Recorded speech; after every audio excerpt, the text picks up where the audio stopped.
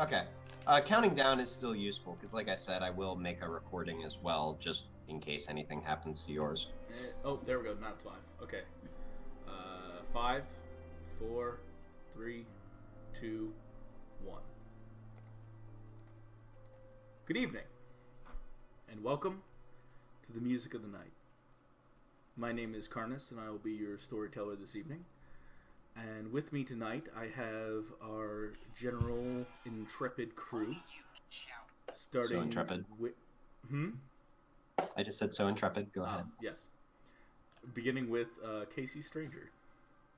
Playing Petra Schweinsteiger. Ice 9 playing Maya Barkley. And tastymusic playing Scott Elwell. Elwell. I like saying your last name. Maya Barkley. Schweinsteiger. It's my grandma's maiden name. Oh. Oh, was it? That's cool. We've got good last names in this group. Can I just say that? I agree. We care. Kendrick's a good last name, too. Anna? Luca. I know, I'm joking. Oh. And he's pretty humble, you know. Yes, Anna Kendrick. Gotcha. Anyways, speaking of Luca, last time on the music of the night, you all decided, not decided, but you all went out to attempt to set up the circle that was several years ago placed by the local coven to keep out. We succeeded marvelously. You did succeed. That is true. Marvelously. In the attempt, something went wrong. The Queen of Air and Darkness herself showed up, claimed Luca as her prize, fixed the circle, and you guys sort of hurriedly walked away, noticing on your way out a frozen Tforce.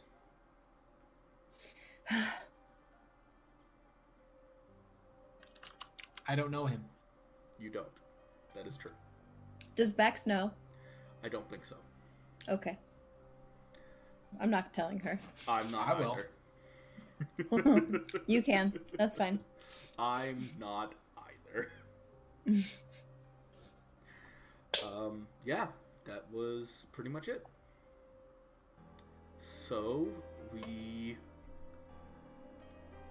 return as the,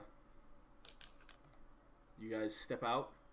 It's probably 4 or 5 o'clock in the morning, or very early morning. Some sort of time wibbly wobbly-ness must have occurred. Time compression? Sure. Wibbly wobbliness. Do any of us have... Go ahead. Is it the next day? Can we Yes. at least verify that? Okay, It cool. is. Actually, I mean, I don't know that you could, but yes, it's the next day. Phones? We have no service out here. True. No, you do now that you're outside of the portal. Okay. But yeah, no, it's the next morning. So you probably fast forwarded like 6 hours, give or take. Not 6 quite. Goodbye, beauty sleep. Yeah. So here we are under a bridge. It's raining lightly. I just go back to the car. I'm not sure that I can, quite make it to the car yet. I just kind of crumple for a second. I'll give Maya a moment. It's a little slushy underneath the bridge. It's wet, cold. Doesn't even matter. Yeah, you don't feel it. There's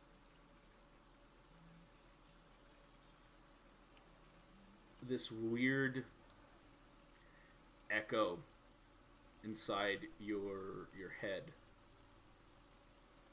And it's at this point that you realize that you've absent-mindedly been reaching out towards Luca mentally.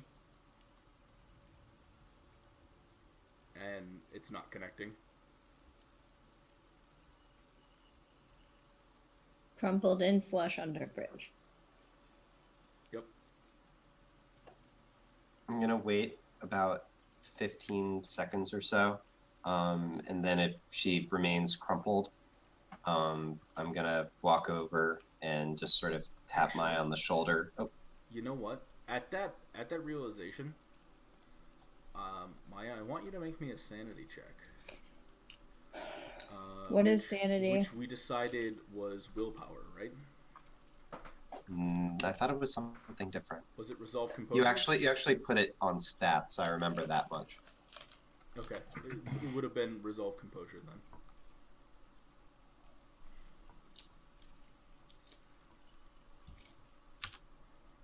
Is it one of those? Yes, one of those. Okay. You succeed. Okay. Should I go back to doing my thing? You or are, you are gonna narrate crushingly something? depressed, but up to you.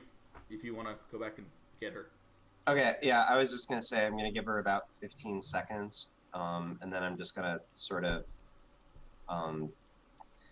sort of at the pace that you would approach an animal that might startle, that sort of not too slow but not too fast kind of pace. I'm gonna walk over, just gonna tap her lightly on the shoulder, offer her a hand, and say, "Maya, we need to go."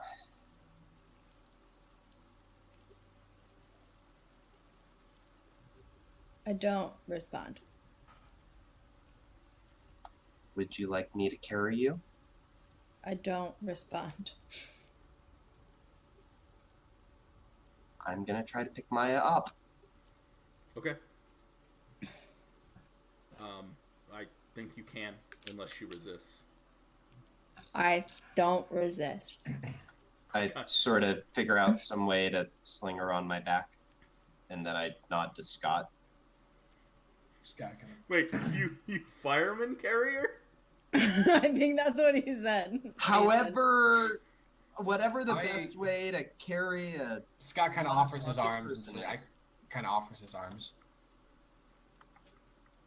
That might make more sense.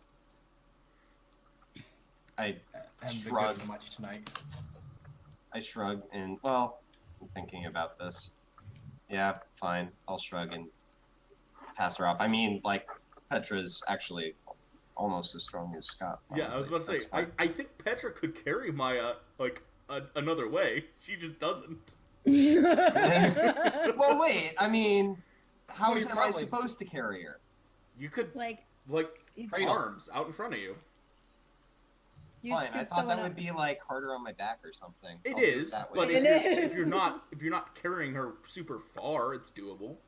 Okay, I didn't know how far we were from the car. I thought we might have to, like, walk through the woods or something. You're like a quarter of a mile max. Listen, if Petra Fireman carries me, Petra Fireman carries me. Yeah, no, I I mean, that's what I was planning on doing. yeah, I was okay with it. I just thought it was Scott hilarious. kind of throws his arms up if you don't give him. Okay. Do you think Vi would have the next step if we're going off of people? Or a way to get him back? You guys would recall that Vi was meeting with the Coven tonight to work on changing and altering the spell of the circle to try to prevent what kind of happened this time from happening again. The break-in or the Queen of Air and Darkness? The fact that Faye could come in by like leaving power outside the circle, and the fact that a bunch of changelings basically ended up coming through because they weren't full Fae. You know, if Vi's meeting with the rest of her sisters, as she said, right? Maybe they all help. I don't know. 12 heads are better than 4. 13. Maybe. I just want to get back for now.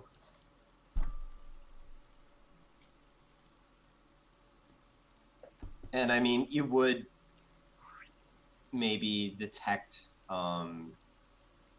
definitely sort of a teeth gritted, sort of determined kind of look on Petra's face. At the sound of Scott's suggestion, Maya just kind of says, Luca.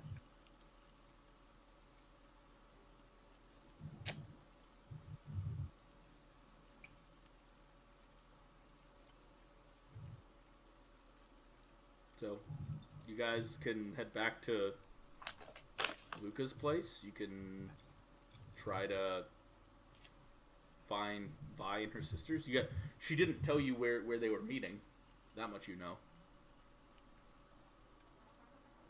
I'll, once we get Maya probably into the back seat of the car, I don't know, I imagine...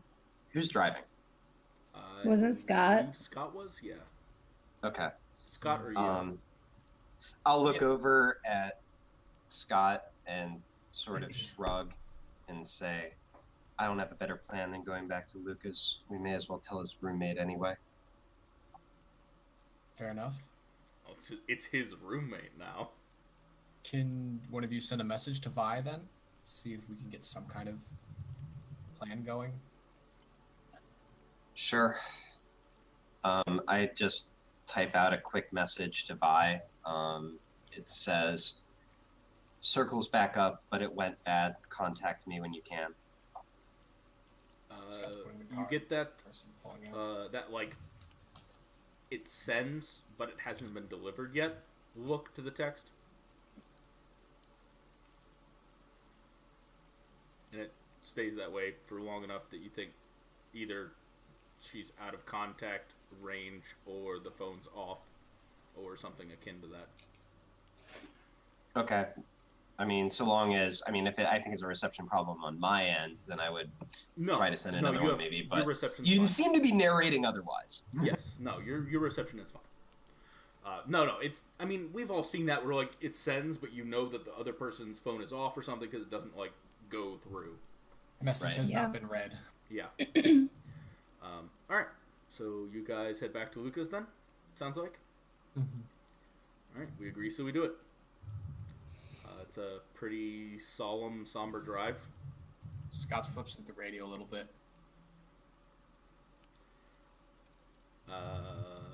He doesn't like tension, and he knows that anything he says probably won't help. I know, I was trying to think of what the most awkward song to pop on the radio could be. What kind of wait station a minute. At is least it? let him roll to see how lucky he gets. No, Okay. Scott, what kind of station is it though? Classic rock. Yeah, it's Johnny Cash. It's Johnny Cash covering "Hurt." That might actually feel okay right now. Johnny Cash works. You know, like when you're sad and you just like need everything to feel sad because you're sad. Yeah. So it's good. Well, that's why it's raining. Yeah, exactly.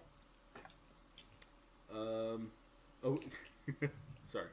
I remembered a weird thing I said the other day. Okay, now that I've gone that far, I have to explain it.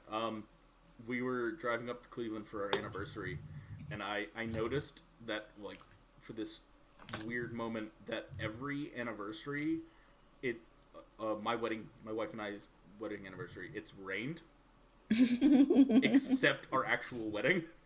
You picked the right year to get married on that day. Yeah. It's weird. Rained or snowed. Some of them it snowed. Anyways. So, you guys drive back up. A couple of classic rock songs play. After Hurt comes on For Whom the Bell Tolls. After that is Hotel California.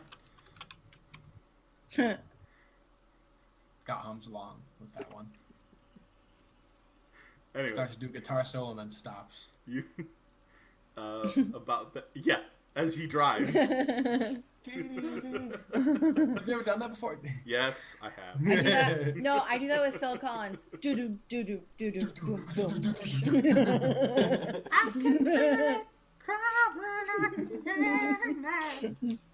Hold on. All right.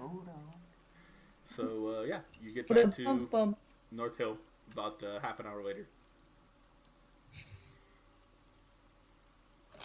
Pull up. What day was this again? Was this on a Friday? This was on a Thursday.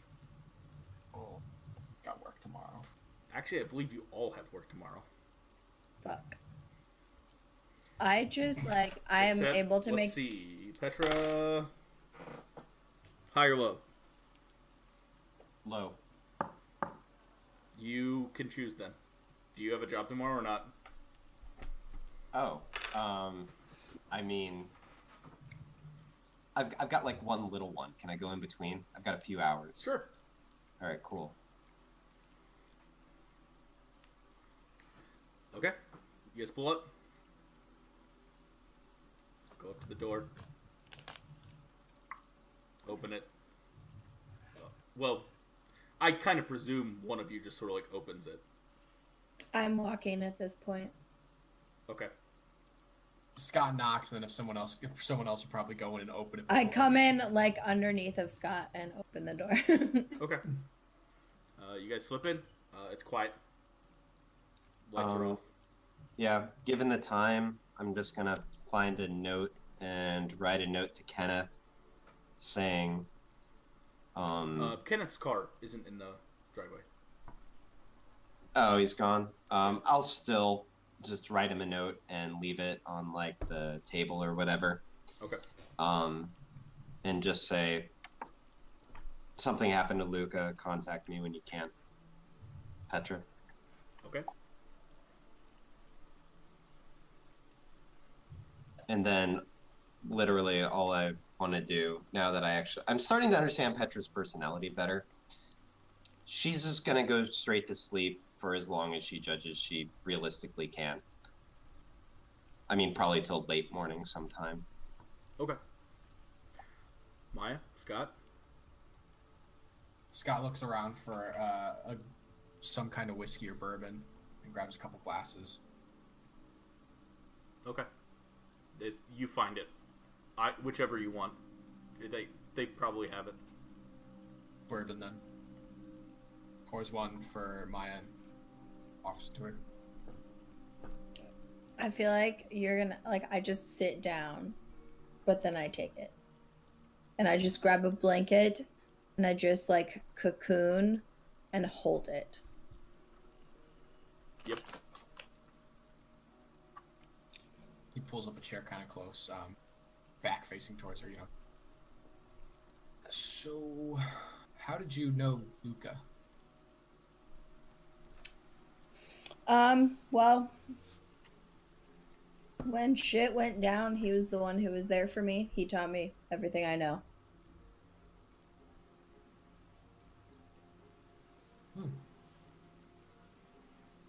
When did shit go down for you? How long ago was that, Karnis?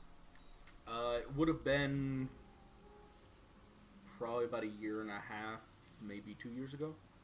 That feels right. So I say that. Oh. Probably closer to a year and a half, because it was about a year when you first met the whole group. So. Right. And the way you make it sound is he's been your friend for a while. Well, I guess when you lose someone, and then someone else is there for you during that time, it kind of, helps get you up under yourself again. That person, you get close pretty fast.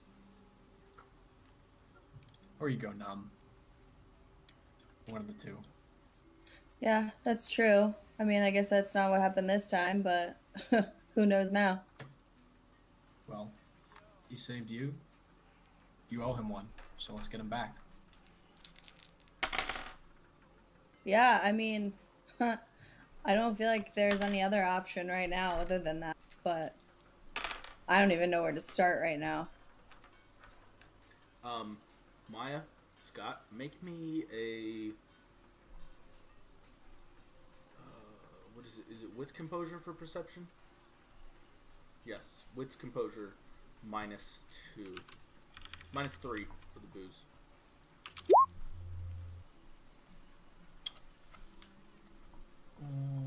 One second, I'm just figuring out the numbers with the -3.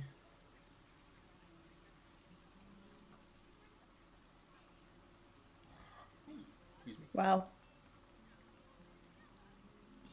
Okay. You can continue. Yeah, I mean, I don't know.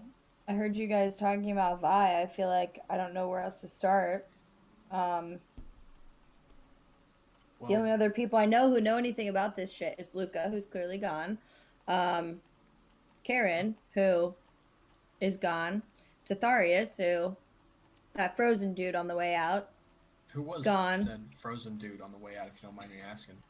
I'm not 100. Do I know what he is, Karnis? You know that he came with uh, Karen Okay, to your okay, Friendsgiving, and they were okay, more than friendly. okay. So You I don't got the know. There's feeling he wasn't something. human. Okay, the, there's something a little different about him. He was Karen's partner, I guess you would say. He's Came a with her. woman? No, they're not married. So what do I call him? It's not like more than a boyfriend, but not a husband. True. So he was he was definitely different, but definitely good with her. I don't know. There's a crash. Um, a bottle of whiskey rolled off the shelf and smashed to the ground. You guys probably jump a little bit, Mm-hmm. I think I jumped straight up. and as the whiskey sort of running down the tile of the kitchen floor, Do I hear anything where I am? you Or you it can- might wake you up. Yeah, Where'd you go to Okay. sleep at? Probably just find the nearest convenient place, Yeah. frankly. I mean, it's loud enough. It probably startles Petra awake. I presume. Okay. I figure she's probably a light sleeper. Probably, actually. It runs over a small card. Card? Yeah, little business card. It's Scott walks up and black picks it up. with weird, like neon-y reddy pink letters. Says sanctuary. Kind of like moves it in the light, see if it reflects at all. No, Is that all it it's says? matte black. Yep. There's no phone number? No. Nope. You do remember that Sanctuary was the name of the bar that Nadia worked at. I go look in the kitchen to see why the whiskey bottle got knocked off. Make a... it's gonna be investigation, probably wits investigation. -2. Actually, let me find out what it's minus.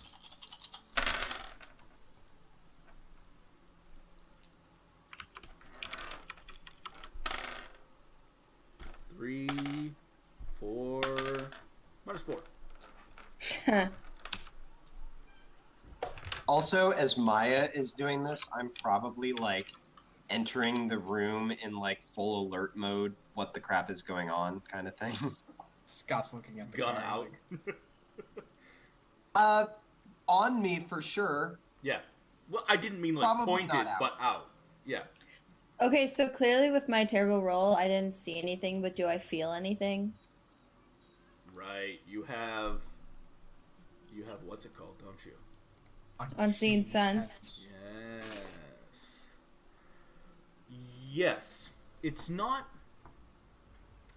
the same sort of like hair on the back of your neck kind of feeling that you associate with something sort of bad juju. Sinister.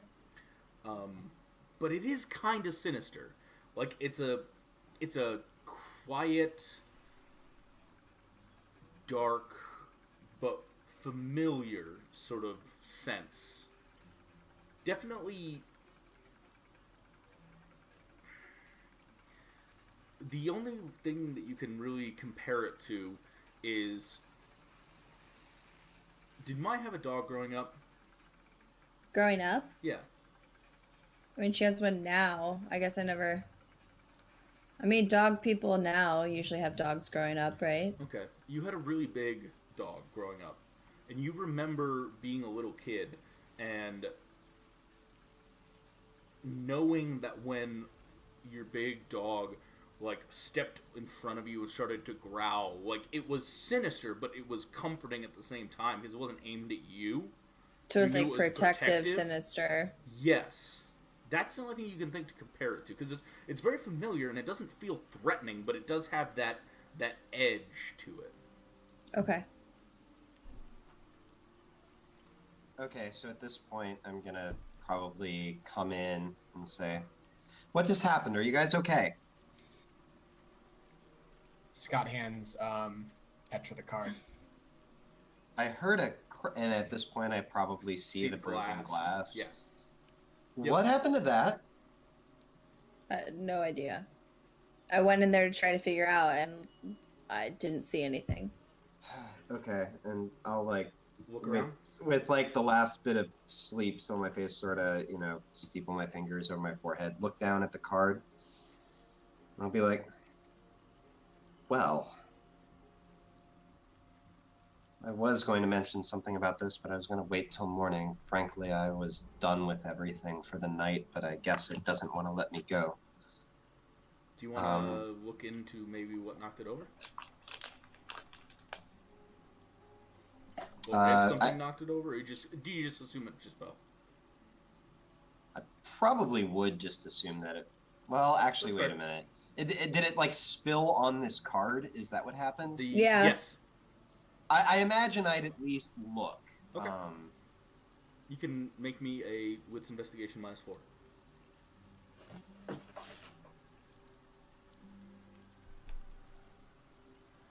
-4. Mm-hmm. Ouch.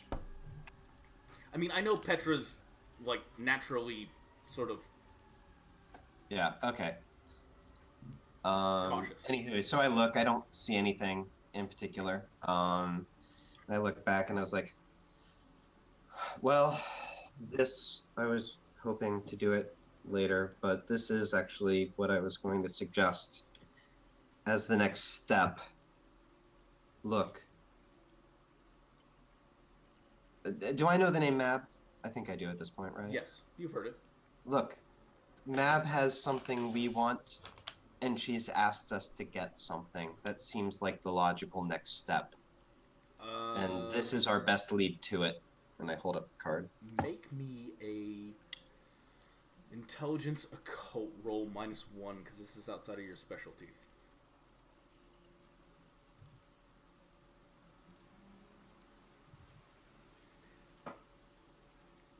Fairies are very good at brokering deals, and they hold them very specifically. Now, there's no guarantee that this is an issue, but technically Mab did not make a deal with any of you. Right, which is why I'm hoping I can make a new one if I have something she wants. Okay. But right, it's very true. Anyways, I don't think we have anything else to go on. We know that she wants this Anton, I think his name was, Tchaikovsky. That's correct. So... You have eidetic memory. Yeah, this is Josh trying to remember, or Casey. Who's Josh? Yeah, who is that? Probably a tool. Stupid name. Anyways, look, we know she's got the concert tomorrow. We know she works here. I was maybe planning on trying to see if I could figure out any other way to find this Mr. Tchaikovsky, but... This a bar? Yeah. It's, so... Downtown. Nadia is Anton's adoptive daughter. We ran into her at a park a little while ago. The Winter Queen seemed to have some interest in her, is the way I heard it, and asked Karen, actually, but now we know, to find this Anton Tchaikovsky and deliver him, I guess. Towards what end, I don't know, but feels like the best way to get our friend back is to just do it.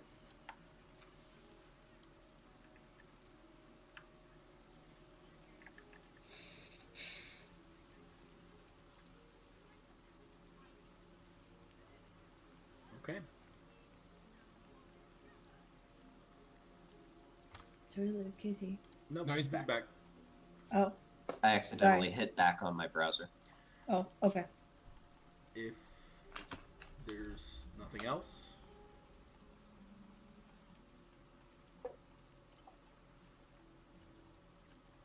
you all. What time is it? Stays up through the night.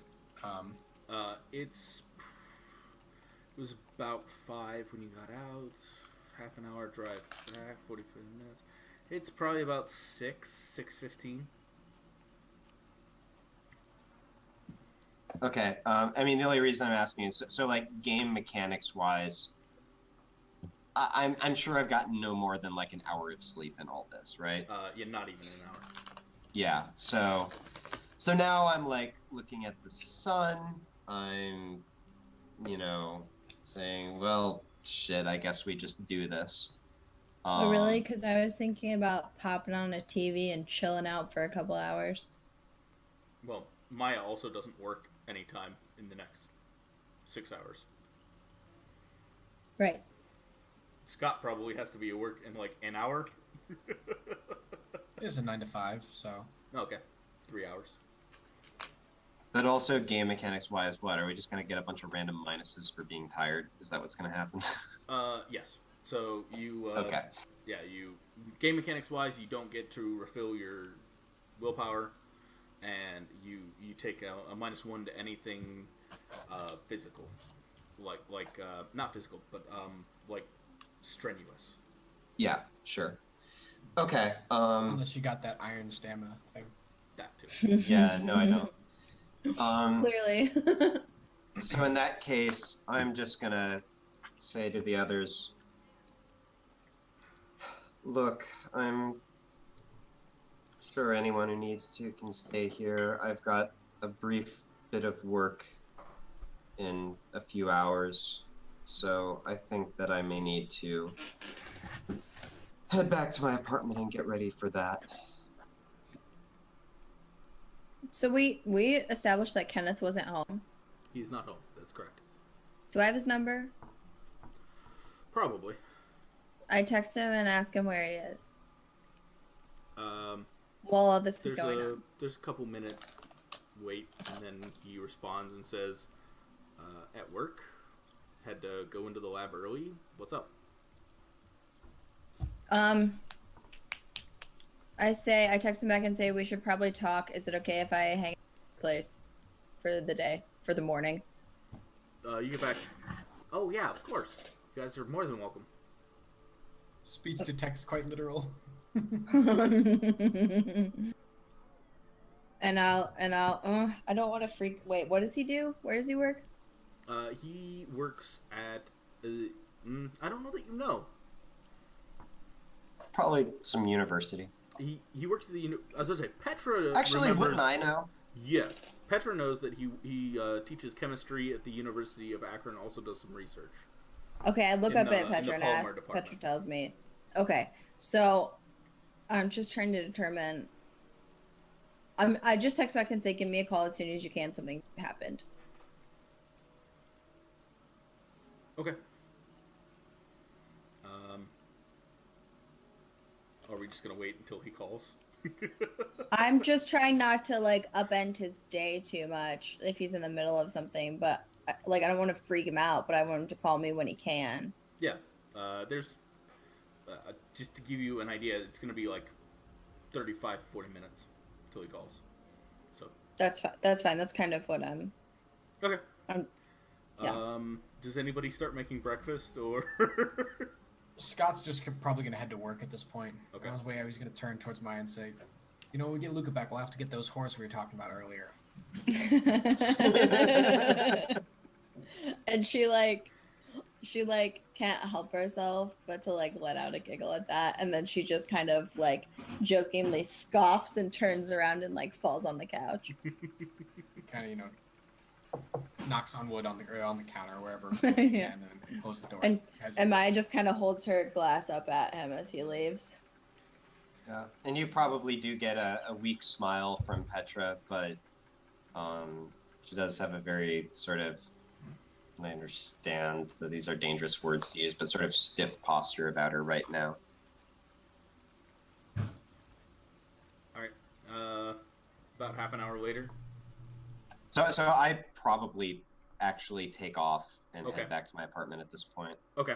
All right. Yep. You drive back to Firestone Heights. Okay, and I do have a thing when I get back there, but that's fine. Okay. We will do Maya's conversation with Kenneth first, and then your thing. All right. So, probably about 30 minutes later, Maya, you get a phone call.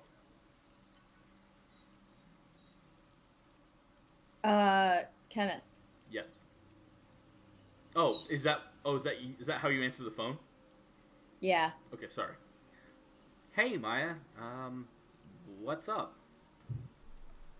I thought you would want to know. Like, she's like struggling with how to say this, and so it's kind of like coming up like stumbling and like more awkward than Maya ever really is. We don't. Luke, we lost. Luke is not dead. What do you mean Luca's not dead?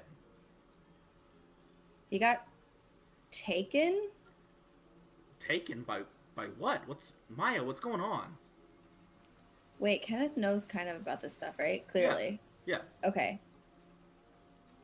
I think it was Faye.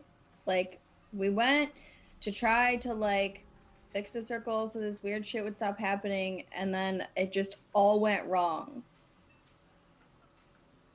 And something took him?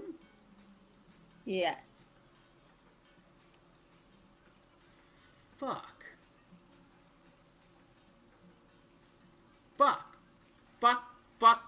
And there's like he like goes away from the phone, and you hear a trail of obscenities, and he comes back. What? Hold on, I'll be back to the house as soon as I can. I think I can probably take a half day. What are you guys gonna do? How are we gonna get him back? Petra has some ideas. We haven't been able to get a hold of Vi. I'm calling you because you know shit, and I thought you'd want to know, and we don't have a great plan yet because everyone had to go to work. I mean, I know shit, but like, I don't go do shit. That's what Luca does. Yeah, well, that's how we all feel right now. Fuck. Then there's like a pause and my apologies, sir. I'll be right with you. I gotta go. I'll see if I can be home soon. I'll be here. All right, Petra. What did you want to do? Okay. So I drive home. I'm gonna go ahead and stipulate that I've got a late morning job kind of thing.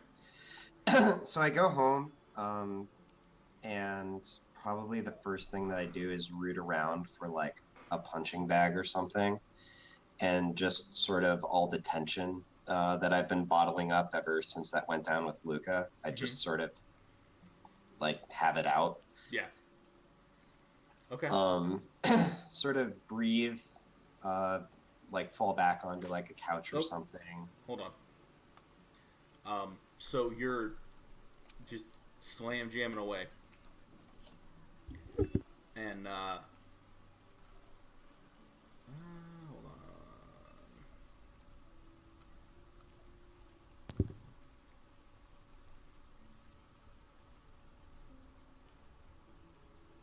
I don't have a good thing for this. Okay. Whatever. So you're just slamming away, and about when you're about to stop, there's two hands that sort of slap on either side of the bag, and hold it as you deliver your last sort of couple of blows, and then a sharp, angled looking face with a somewhat broken nose and short cropped blonde hair, really, really intense blue-gray eyes, leans around and looks at you. You're working out some tension there, huh? Foot? Sorry, foot, yep. So, Yeah, as I see that, I probably sort of start, probably even more so than a normal person would.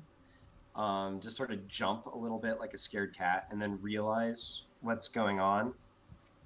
Let out a long, heavy breath, and just say, just a little bit. Michelle sort of walks around, looks at you. Yeah, I feel that too, most of the time. She's wearing sort of a leather jacket, not black, probably just like normal brown.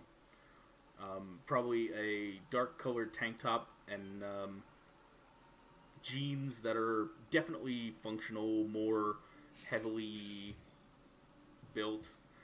You almost think maybe there's something like stitched into them that isn't standard sort of material. And there's of course, sort of a bandolier slung across her shoulder with a big old sword handle sort of sticking over. She's probably a good 6 inches taller than you two. Sounds about right. She offers her hand. I know we've met before. Michelle. Nice to meet you again, Petra. She shakes your hand. I would ask if you want to talk about it, but I don't know that it'd be much good. I shrug and I say, the main thing I'm asking myself right now is exactly how stupid I'm willing to be over this. Yeah, that's the way it always is. Especially family.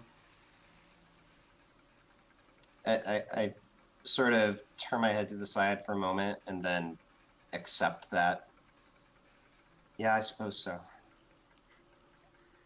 She notices your expression. The bonds of blood that are forged in battle and fire are just as strong as the ones you're born into. Trust me, I know. I believe it. Just feel like I keep making the circle that I really, really care about smaller and smaller sometimes just to protect myself. You know, it's like I try to help as many as I can, but, well, I mean, it's like being a surgeon, right? If you get too invested, it becomes too much. Her With expression every darkens patient. a little bit. She takes a hand out, turns it into a fist, and sort of gently pushes it into your chest. That's where your power is. She slaps your head a little bit. Not up there.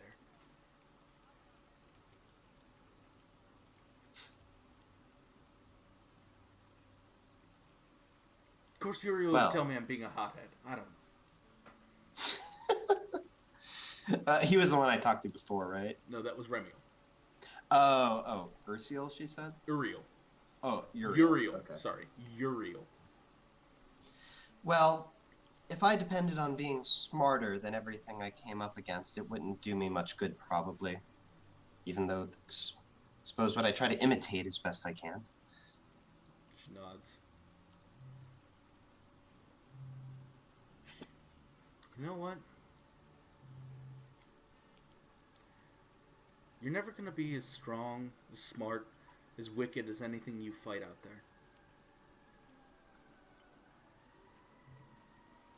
That's why I always thought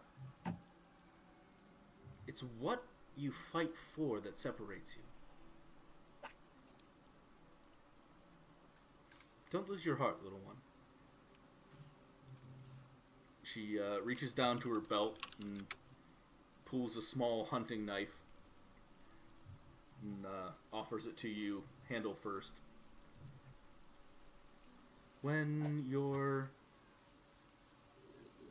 mind isn't enough, let me take care of the rest.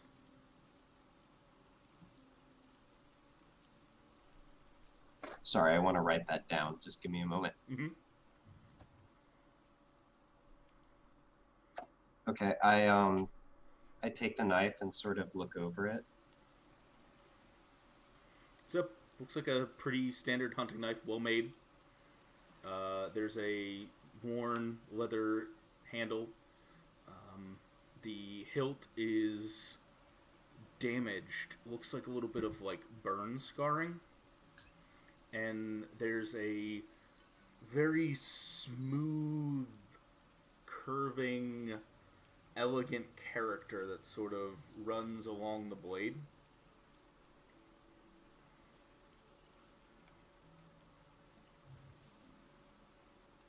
That look was up. my brother's. It was? Yes, before I stole it from him and plunged it into his chest. And then kicked him from this plane. I've carried it ever since as a reminder and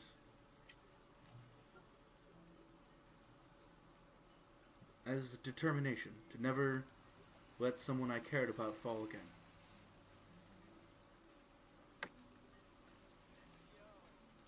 Yes, that brother.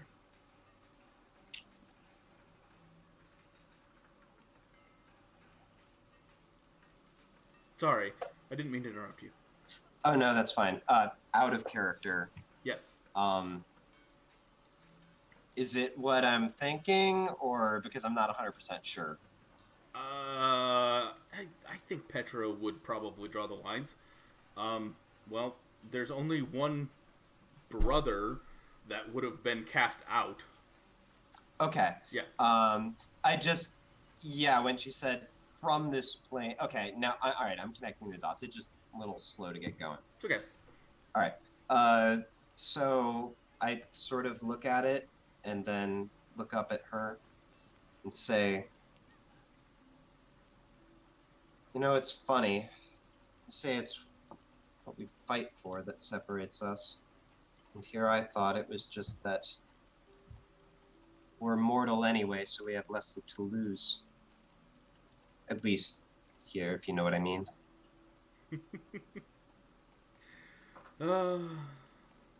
Somewhat, yes. I once felt as though I had no connection to mortals like yourself, and then I realized, then I watched one of us die.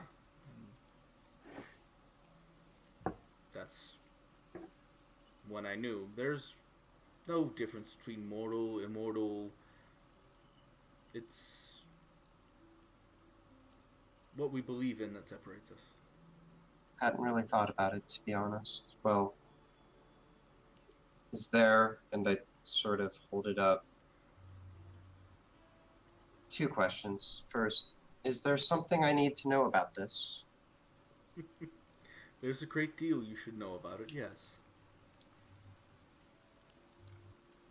I pause for a moment and presumably realize that she's not going to speak any further. Yep. Okay. Or can't. Okay. And then, second of all, I say, and I'm not necessarily expecting an answer to this part, but feeling an extremely strong urge to be a little stupid right now. Do you have any advice on that one? She leans down, gives you a quick kiss on the cheek, winks, and disappears. Okay.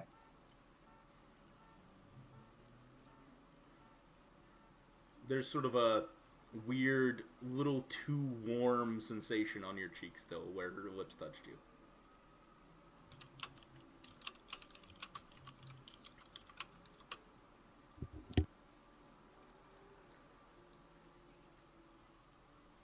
Okay. Well, that being the case, I imagine that I'm going to sort of just stand there, probably for about a full minute thinking. Okay. And then I'm going to find a good place to stash the knife. I'm going to walk over and... Yeah, it's a full 60 seconds of thinking, but there aren't actually that many thoughts during it. If Some that of makes us might sense. call it a stunned silence. Some of us might call it that. Or a full 60 seconds of thinking. Thinking about not very much.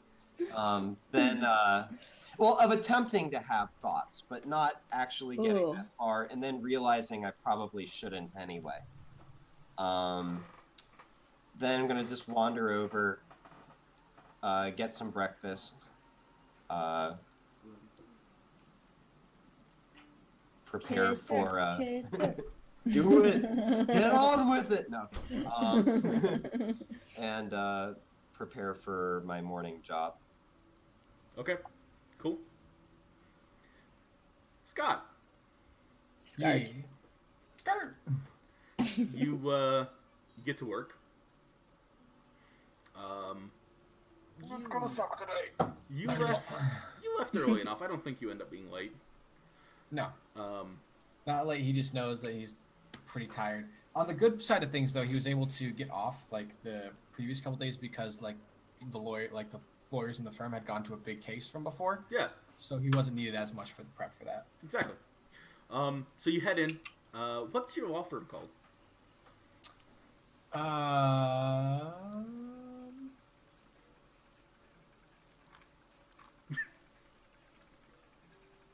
Is it cliche to say Wolfram and Hart? No, I love it. Is it Wolfram and Hart, That's so good. or is it Wolfram and Hart? Wolfram and Hart. Wolfram. Okay, yeah. Okay, Wolfram and Hart. Love it. All right. That's so good. Uh, That's so good. So you arrive at Wolfram and Hart, and you go in. What's the word for a person who does like? Receptionist? Yeah, but the new one. Is it like There's executive a new word for assistant? receptionist? Do you mean like an admin? Executive Office assistant associate. works. Okay, I don't remember. Well, I know there's like a receptionist is frowned upon now, right? No, not Is it? not receptionist. Oh, what am I thinking? Oh, 'Cause a secretary is the one I Yeah, was thinking of. a receptionist is someone who sits at the front and answers phones and talks to people, which is what. Yeah, Gotcha. I Okay. s- So yeah, the- you're mixing it up with secretary. I am. Okay, my bad. Yeah, so the receptionist is there. She waves. Her name's Anne. You know her. Mm-hmm.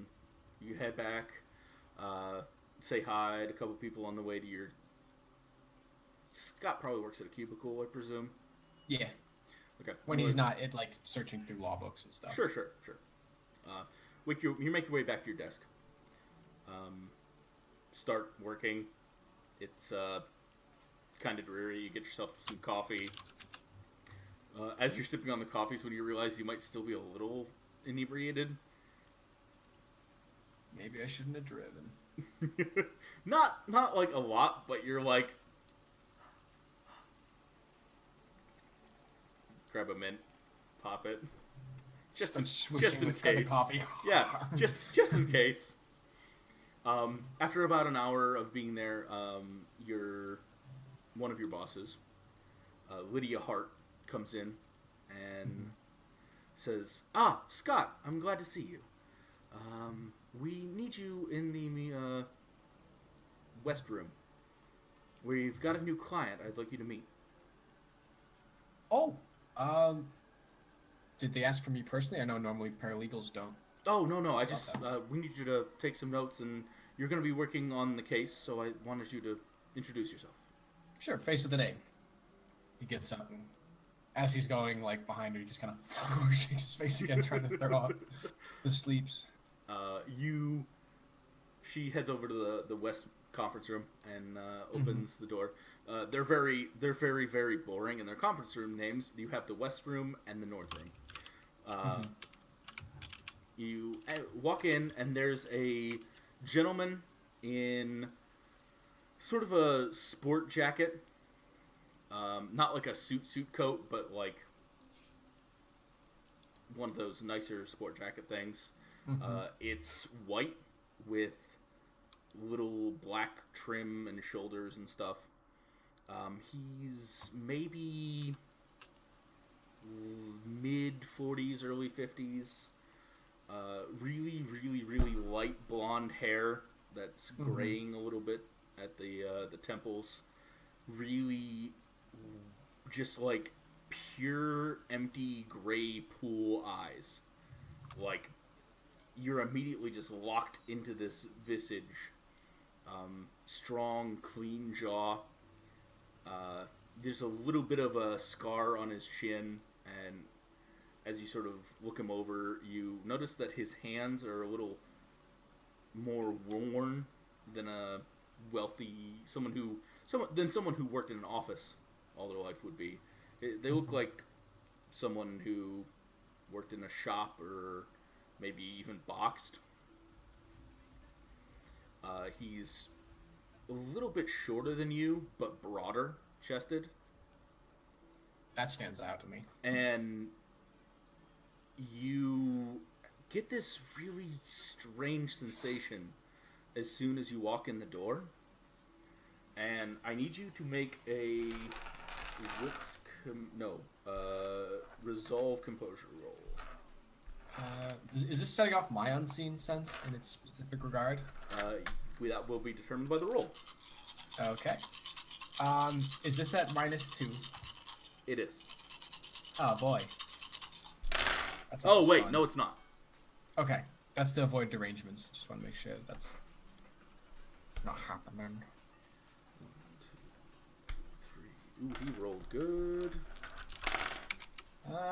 I'm gonna use a willpower on it All right. because I am nervous about this guy and everything he represents. Okay. You feel very loyal to this man, like almost instinctually. You don't know why, you just know that it's your job to do what he says. When he speaks, you go. At this point, Lydia... Oh, I reused that name. Balls. Linda. There are multiple people named Lydia in the world. It will can confuse retcon me. It will confuse me. It's Linda. Linda Hart. All right, fine. Linda walks up and says, "Hold on. Let me consult the book. It occurred to me that I forgot what his last name is. I want to say it's Winter?" He's the guy in charge of the Winter Moons? Yes, Not Winter. Lois? She walks up and says, "Ah, Mr. Winter, pleasure to see you again." And he shakes her hand. And he looks at you and offers out his hand. And you feel the urge to kneel. If you would like to resist that, you need to make a wits composure roll -3. Wits composure minus I'm sorry, 3. resolve composure -3. Oh, resolve composure. I could do that. Okay. So, oh, no, sorry, that's... Nope. -3. I was going to say, that's a lot. Yeah, no, he doesn't have that. He don't have that much. Yeah. You should have just taken. That's not ominous. I just saw that with dice were. Shit. Trip 6s. No problem. It's fine. All's Yeah, well. you like take a knee and then like realize what you're doing, and then I want to say like he tries to resist it, his leg buckles a little bit. Yeah, And he tries to and like you like halfway down and then stop and like reach your hand out and shake his hand, and there's just a small smile on his face, and Linda just sort of like looks at you out of the corner of her eye like, what the fuck are you doing? And I'm assuming you sort of like stutter out your name. Name's Scott. Hi, Mr. Winter. Yes. Was it? Winter? You can call me Mike. Hi, Mike. It's a pleasure to be doing business with you. What brings you to this wonderful firm? I've heard good things. Kind of like looks towards Lynn like. Marketing He team's gestures doing great. towards the table. Please sit. He sits down. Scott waits for Linda. No, you don't. Oh, okay. You sit. Close to Mike. Yes. Linda sits down on the other side of the table and sort of like, again, looks at you, Scott, with this sort of like raised eyebrow.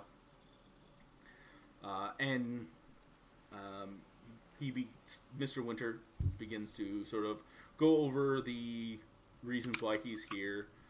You guys go through some pleasantries, blah blah, and just sort of generic things, and then Linda says, "Right, so let's talk about the case." And Mike goes, yes. So, I have an individual who has been attempting to seize some of my assets for a little bit of time now. You might say we're rivals of a sort. And Linda nods.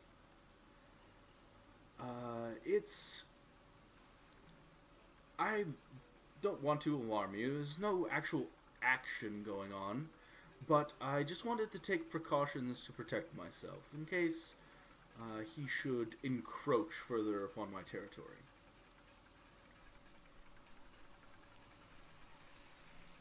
Scott nods. Right. So, I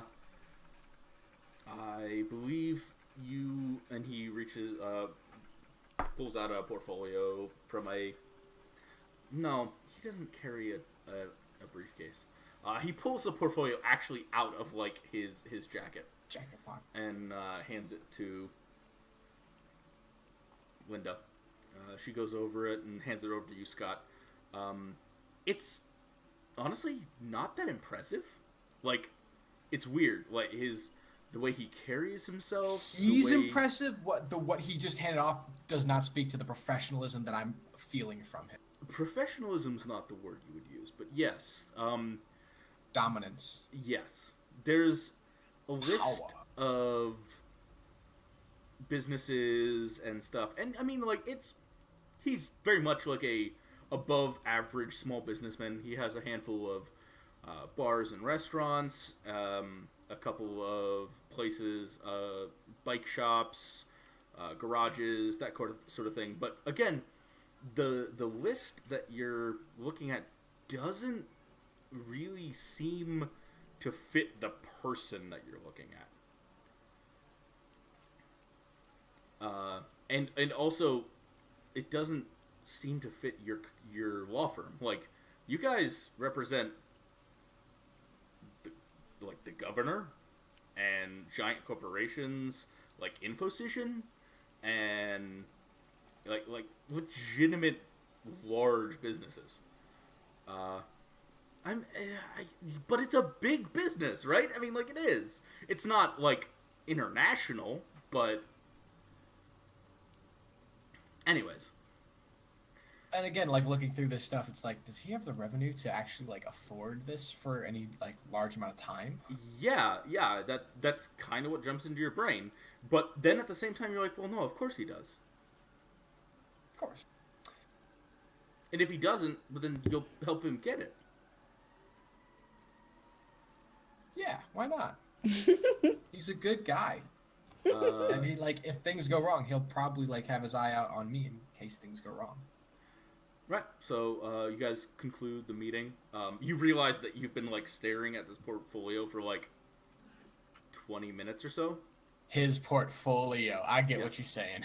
Sure, yeah. I'm picking up what there you're are putting people down. trying to seize his assets. Did I actually use that phrase? Yes. You did. Of course I did. People all up in his business interests. This stream is taking a different turn. Oh man. Yeah.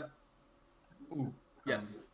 Yes. Would this have anything to do with like not being like lunacy, but like sorta? I don't know. In regards to that, or is it just kind of like animal magnetism? Kind of. It is in like it does have a relation to that. Okay, I'll let you make the call then, because if it's like specifically towards that, I would have another couple dice resisting it. Maybe that would affect things, but it isn't. Like I feel like it's more subtle. subtle. Like it's not like that's very about right. So that's why. Yeah. No. Literally, what just happened was you bonded to an alpha. Mm-hmm. In game terms, if you will. Yeah. So the meeting wraps up. He shakes your hand again, and I throw on my biggest smile. It's gonna be a pleasure working with you, Mister. Sorry, Mike. he smiles and squeezes your hand, not like super tight, but firmly. You as well, Scott. And he gently shakes Linda's hand and walks to leave. Linda turns on you. What the fuck was that? It was what? I was being friendly to a new client. You were a nightmare. You barely talked. You didn't look him in the face. What? Did you try to kneel? I was at the gym a little bit late last night. My leg buckled and sorry. Right. Well, Mr. Elwell, perhaps you need to be paying a little more close attention to what you're doing at work and a little less attention to whether or not the hussies down on 6th Street are going to care what you look like. And she turns and storms out. Whoa! Linda! Hussies aren't only on 6th Street. No, but West 6th is notorious. You would know. I only know from, like, hearing. Okay, anyways. I realize that does sound like... It's just like, oh, that's the last time I ever meet a client. Oh, boy. Alright, so you go about the rest of your day. Make me a... Head down. Make me a work roll. Rick roll? So this is going to be... Politics? Intelligence... Academics? Oh, come on. Politics. It's a law firm, man. But not what he's doing. Fair. Success. Okay. So, you manage to get, like, your work done and avoid being chastised further. Perfect. Petra, make me that, is it dexterity crafts? I feel like it's dexterity crafts. I mean, either that or, I guess, intelligence for, like, diagnosing things properly. Sure. Let's, okay, so you get to your job. It's pretty easy to diagnose. Make me an intelligence investigation. Excuse me. Okay.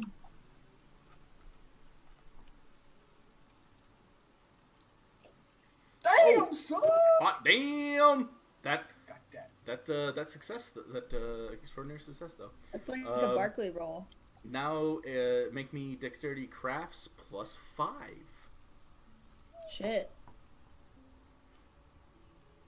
This And will I be fun. think this is my specialty too, so I get another one. Absolutely.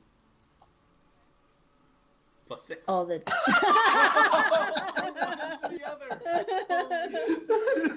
Oh man. Okay, you still did get an exceptional success though. So you wrap it up faster and under budget. So you actually end up making a higher level of profit than you had expected. Cool. Take a expendable dot of resources. Got it. So this is one of those things where, like, if I make you roll to find or acquire something, you can add this as an extra dice. One time. All right. So Maya, I presume Maya's going to be working the evening shift. Are we doing the kind of thing before that, or? Yes, we will. No. Oh, yeah. Well, I mean, it depends. It depends on when Maya works, I guess. She probably goes in like, okay, to be honest, like it's probably an evening shift, but if Kenneth starts taking too long and getting home, she'll probably just go in early. Okay. Because all she's doing right now is trying to rest on the couch. Make me. Ooh, what is this gonna be?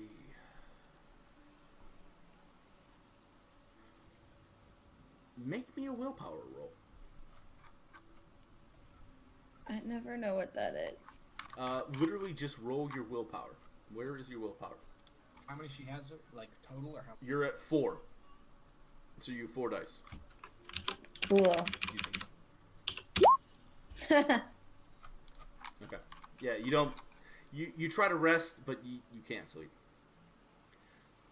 That's about what I expected. Noon rolls around. 1 o'clock. 1:30. If it hits 3, I'm going to work. 2:30. You're about to walk out the door when you hear a vehicle pull up.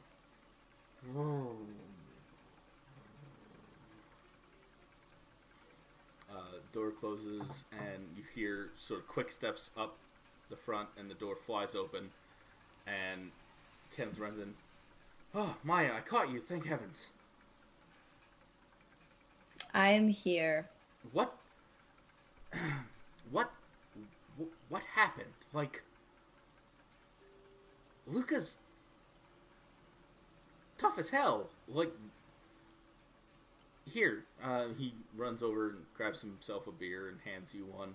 Like, talk me through what went down. I want to be able to help, but if I don't know what you guys are up against, I don't know what to look into.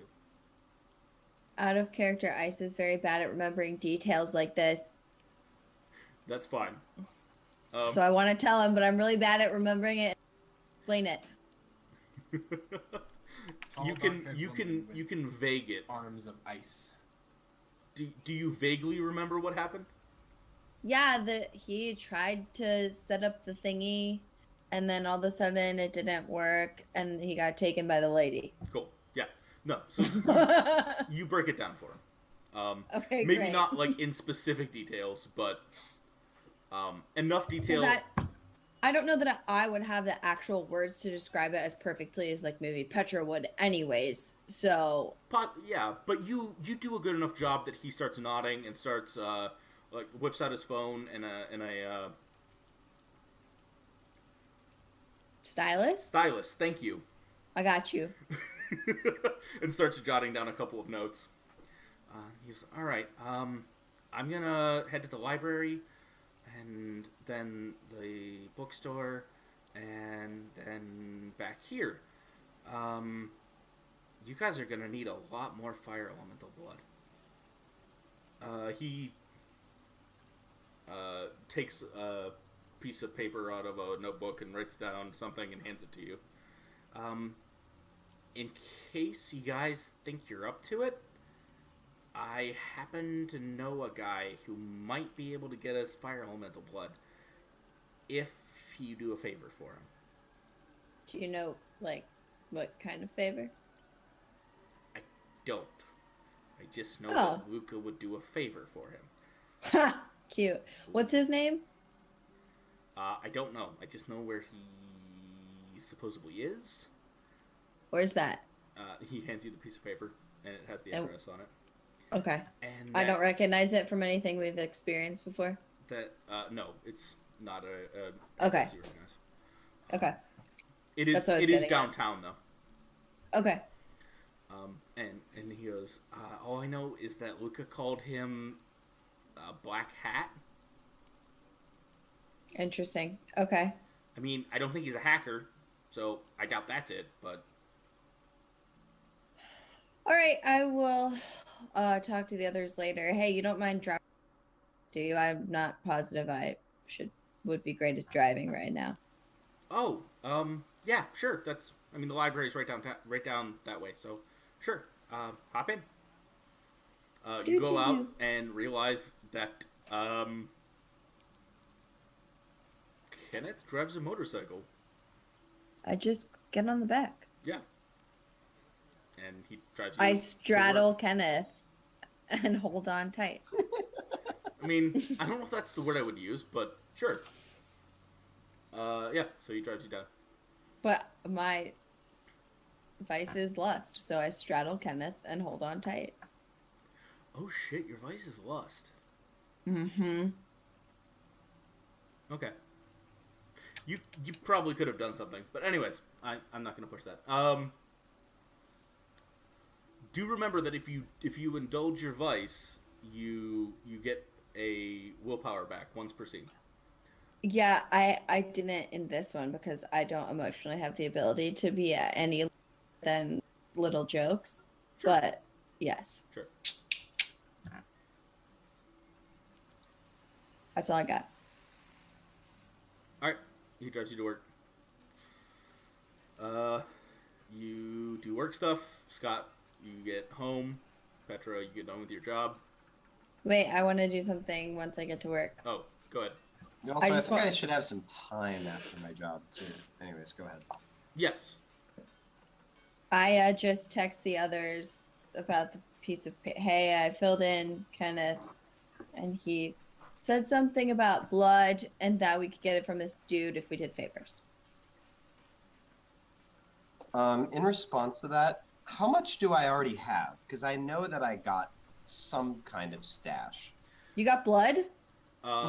So, at the safe house, should you so desire, you could pool probably...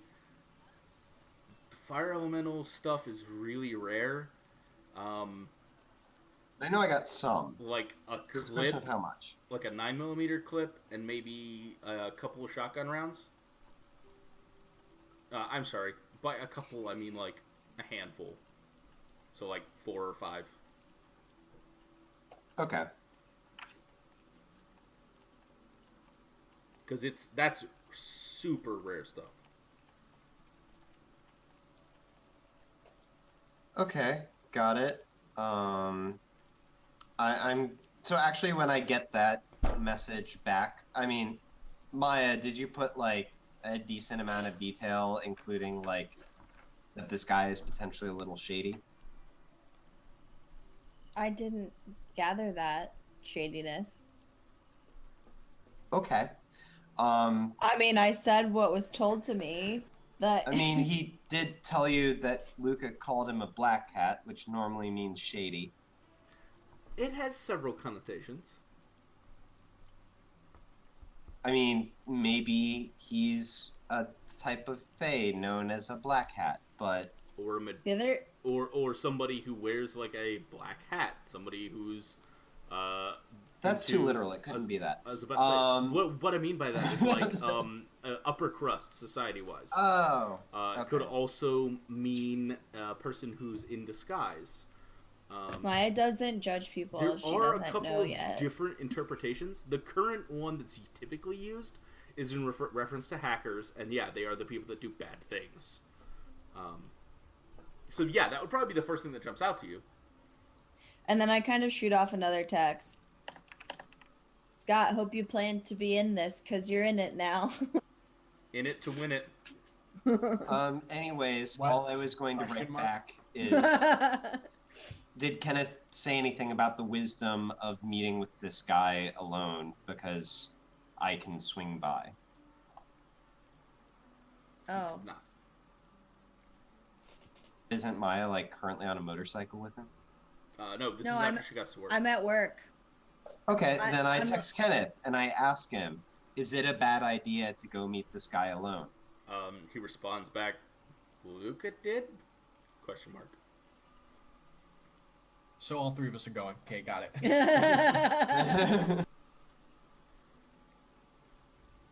I text him back and I say, if you guys want to go yet tonight, you could swing by the bar and we could go when my shift's done.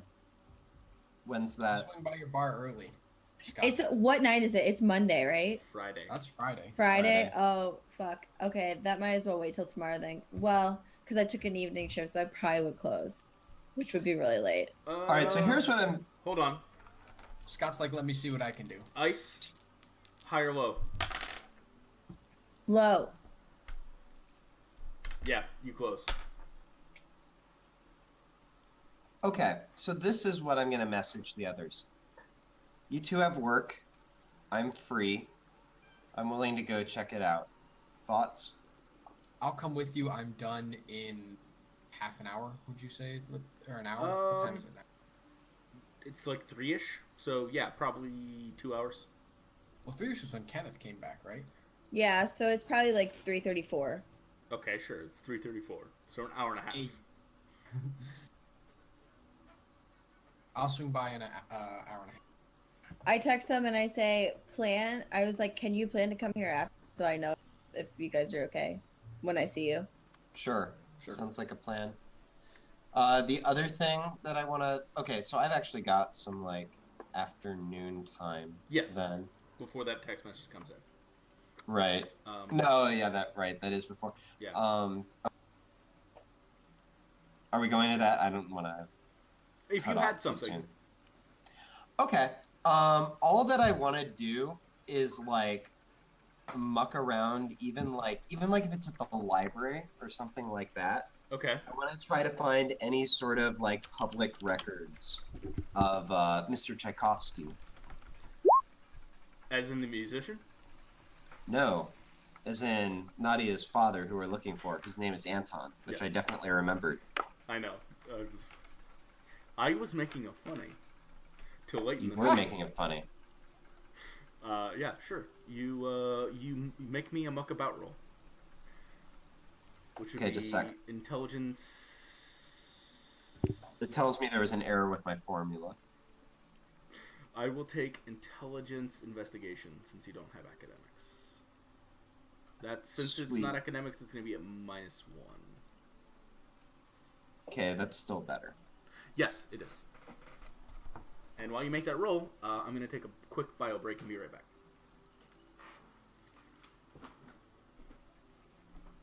Do it again.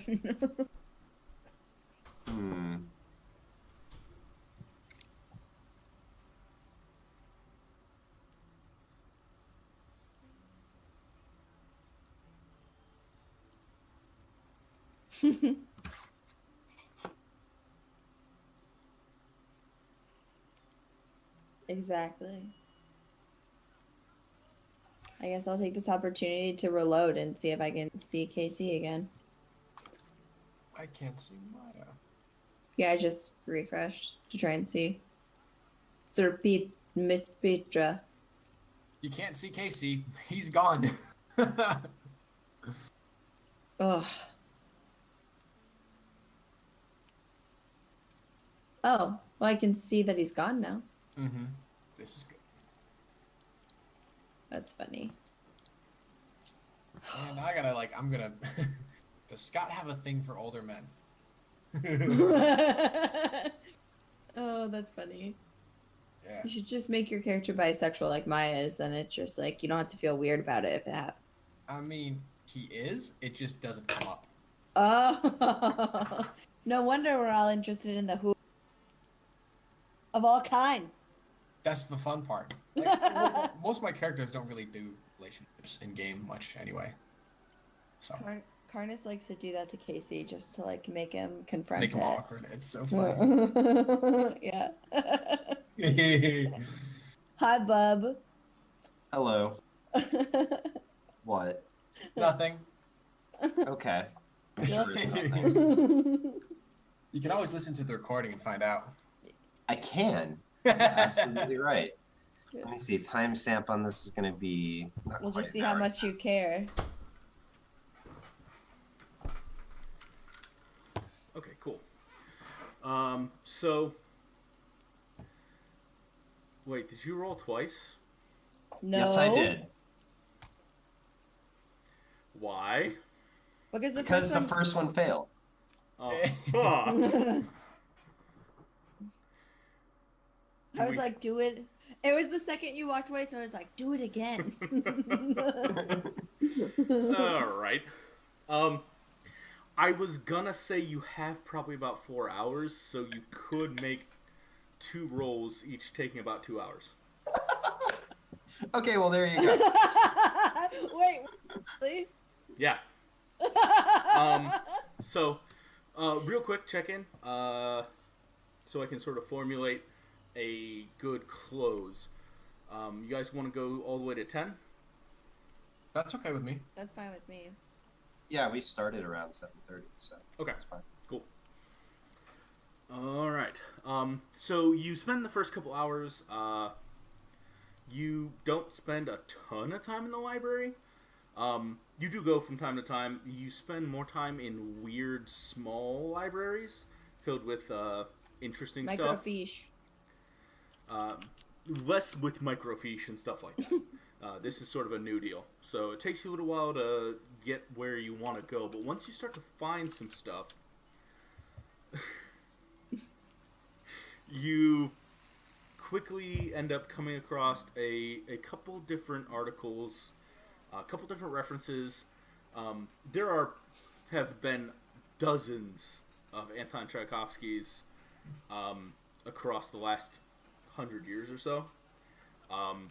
So you quickly narrow your search to the last 50 years.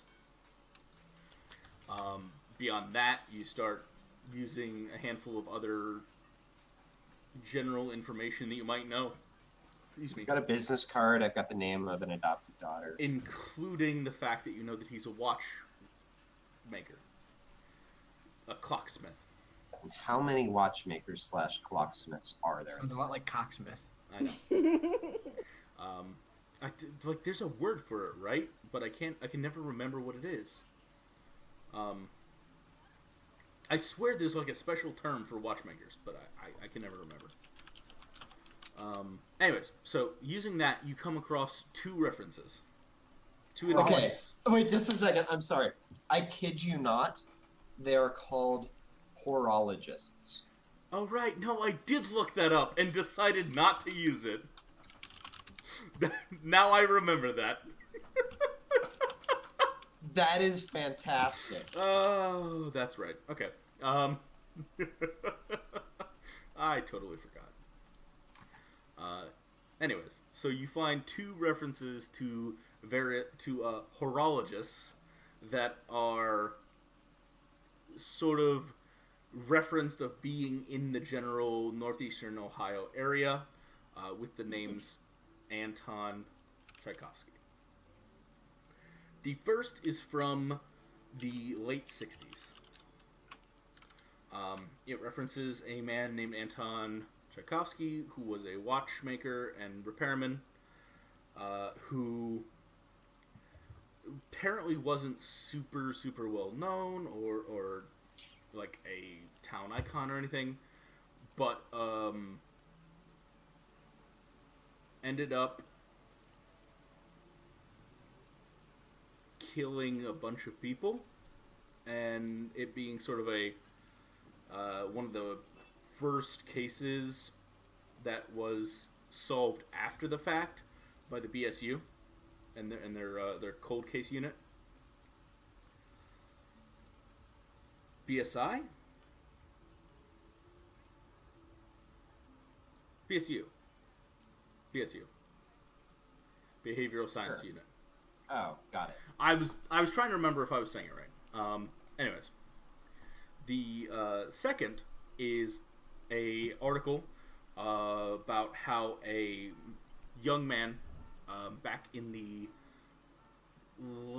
late 80s, early 90s. No, wait, what am I doing? This is an actual article. You have a date. 1989. That's what I was born. Rescued a small girl from the Cuyahoga River.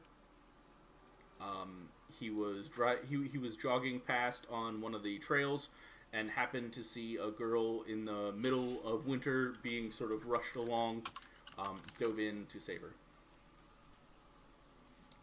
The article does not name the child, but it does name the man who jumped in as Anton Tchaikovsky.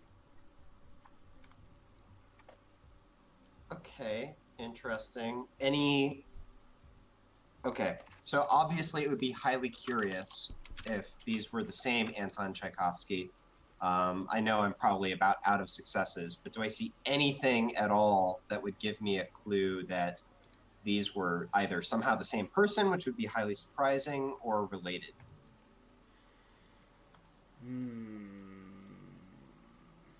Make me another intelligence investigation roll. This one at -2. I'm going to willpower.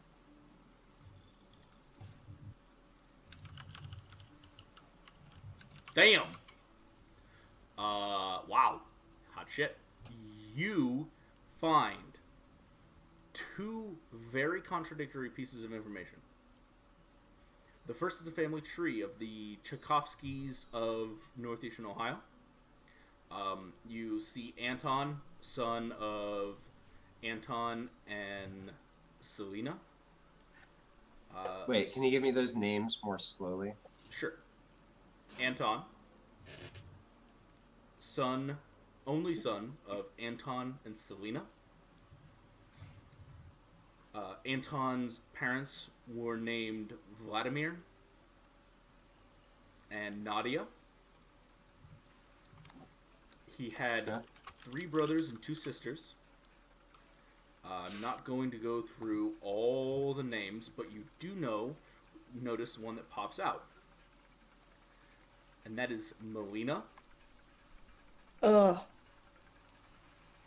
Good roll, Casey. You also see on Selena's parents' side a Anton, as well as Selena's great-great-grandmother's name was also Melina. More specifically, Selena's great-great-grandmother had the last name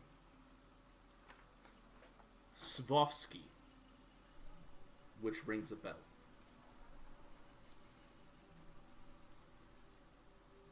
You guess you guess she's probably Ukrainian and not Russian.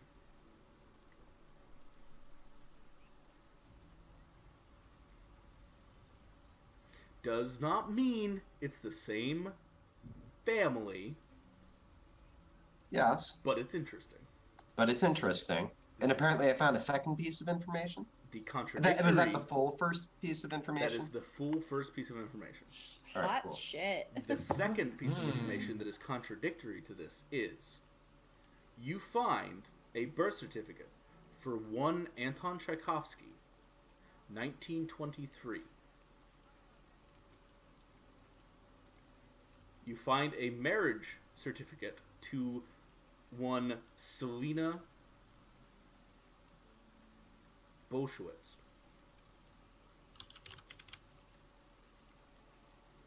1938. That would be early. There is no record. 1923 to 1938? It'd be like 15. Oh, you're right. Sorry, 1942. Oh, okay. That's less. You're right. I did bad math. Okay, I just wanted to make sure that wasn't meaningful. Anyways, there is no birth certificate and no record of Anton and Selena Tchaikovsky ever having a child.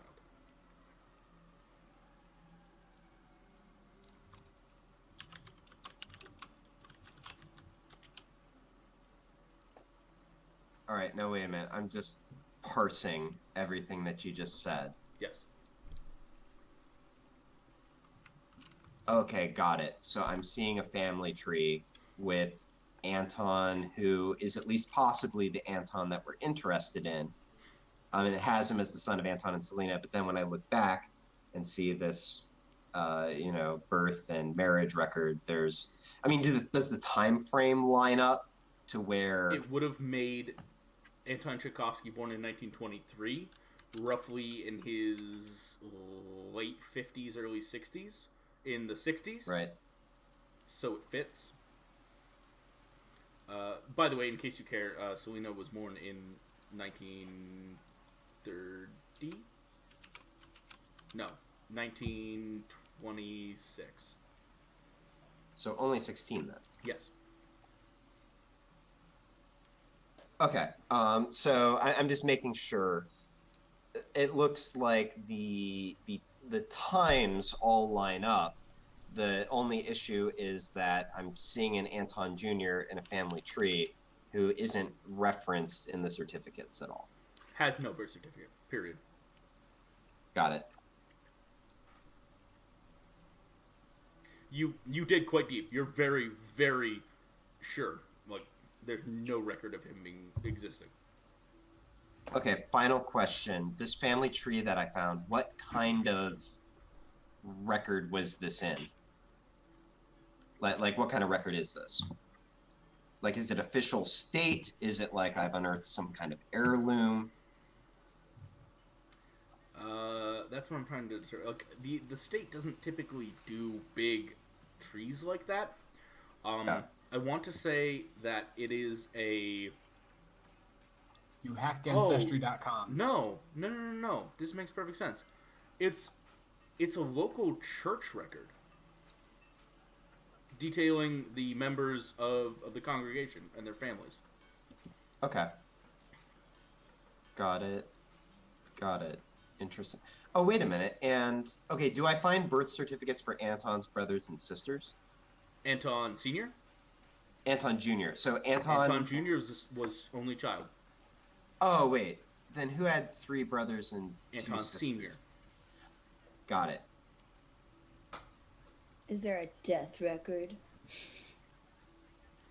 For Okay. Anton Sr.? Yes.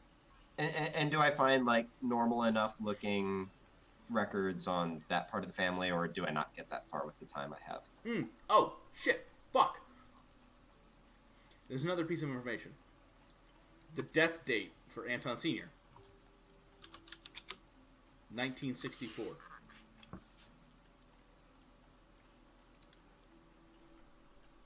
Okay. By so comparison, that would... the article you found about the watchmaker Anton, that was a cold case solved by the BSU, 1968.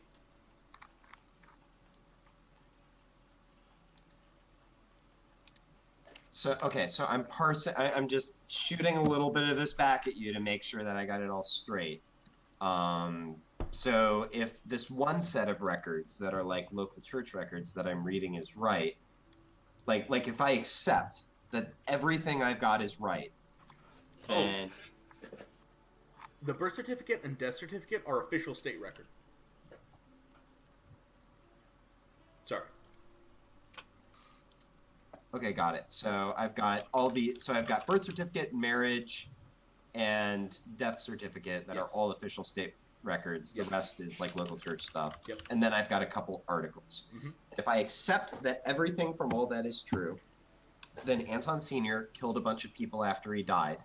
He didn't have a son, but most likely that son who never existed rescued a girl. Mm-hmm. Okay. Just making sure I got all that straight. I love this game so much. There's a reason you give that shit to Petra and not me. I'm the one who's... Wait, I don't even know what we just did last week. Oh, this is great. Also, I'm so glad I got 5 successes. Yeah, I was not planning on giving you all of that. Can I just say that, like, that's how the game would have gone if this was an episode of Supernatural. Like, Yeah. this is the finding everything out scene now. I don't think we're gonna be done with the rest of the game in 25 minutes, but all right. Okay, this is all fascinating. I mean, I actually still don't know what's true here, which is really interesting. But The church. Hold on. The church. Casey, send me your notes after this session. Hold on. You're so excited. Look at his face. Mm-hmm. Fuck. I'm learning so much. I didn't write it down. Fuck. Melina. No. The church is... Oh, fuck. What is the name of that church? This feels like a Monty Python thing. Like, is it actually the church Aw Fuck? Or... He wouldn't have taken the time to write down Aw Fuck. Hold on. I know I told you guys a specific church, so I'm trying to find the name.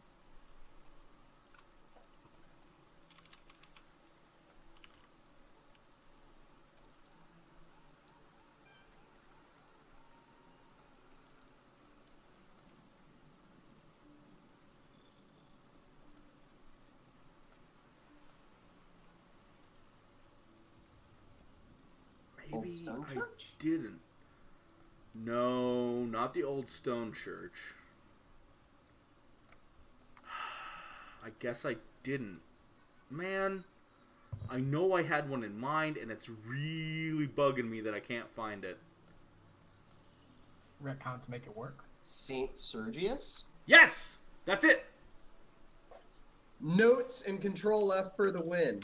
Man, why can't I not find it on the map? Oh, I just found it, literally. It was in the left-hand bar, but not on the map. There, yeah, Saint Sergius, which Okay, should so sound familiar. For those watching at home, that church is where Boris and Daddy Schweinsteiger went to research Melina. Mm-hmm. Fuck. That's also where Brother Boris would call his home church. Are we gonna get to call Boris? Better call Boris.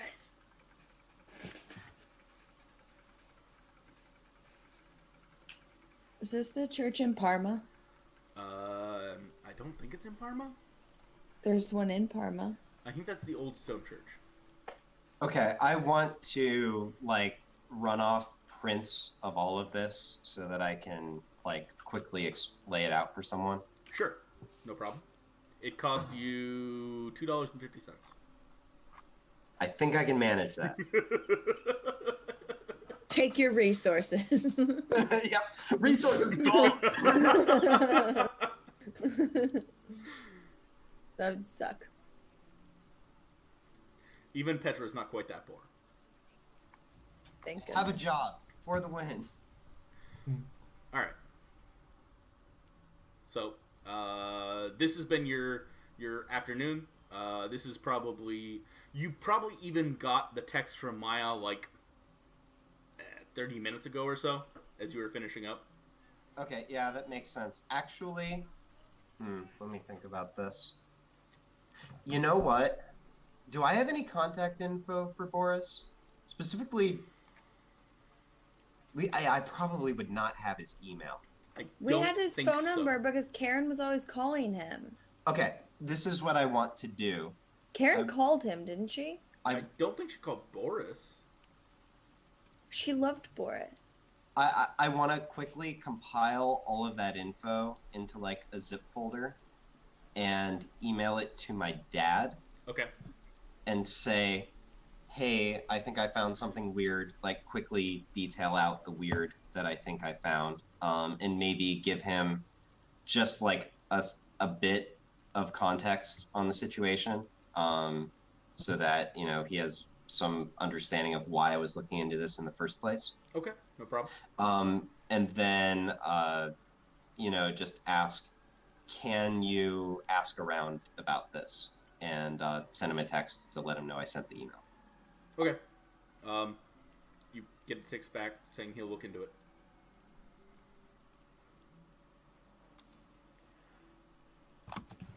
All right. Do you wait for Scott then to go meet this individual? Well, you don't even have the address.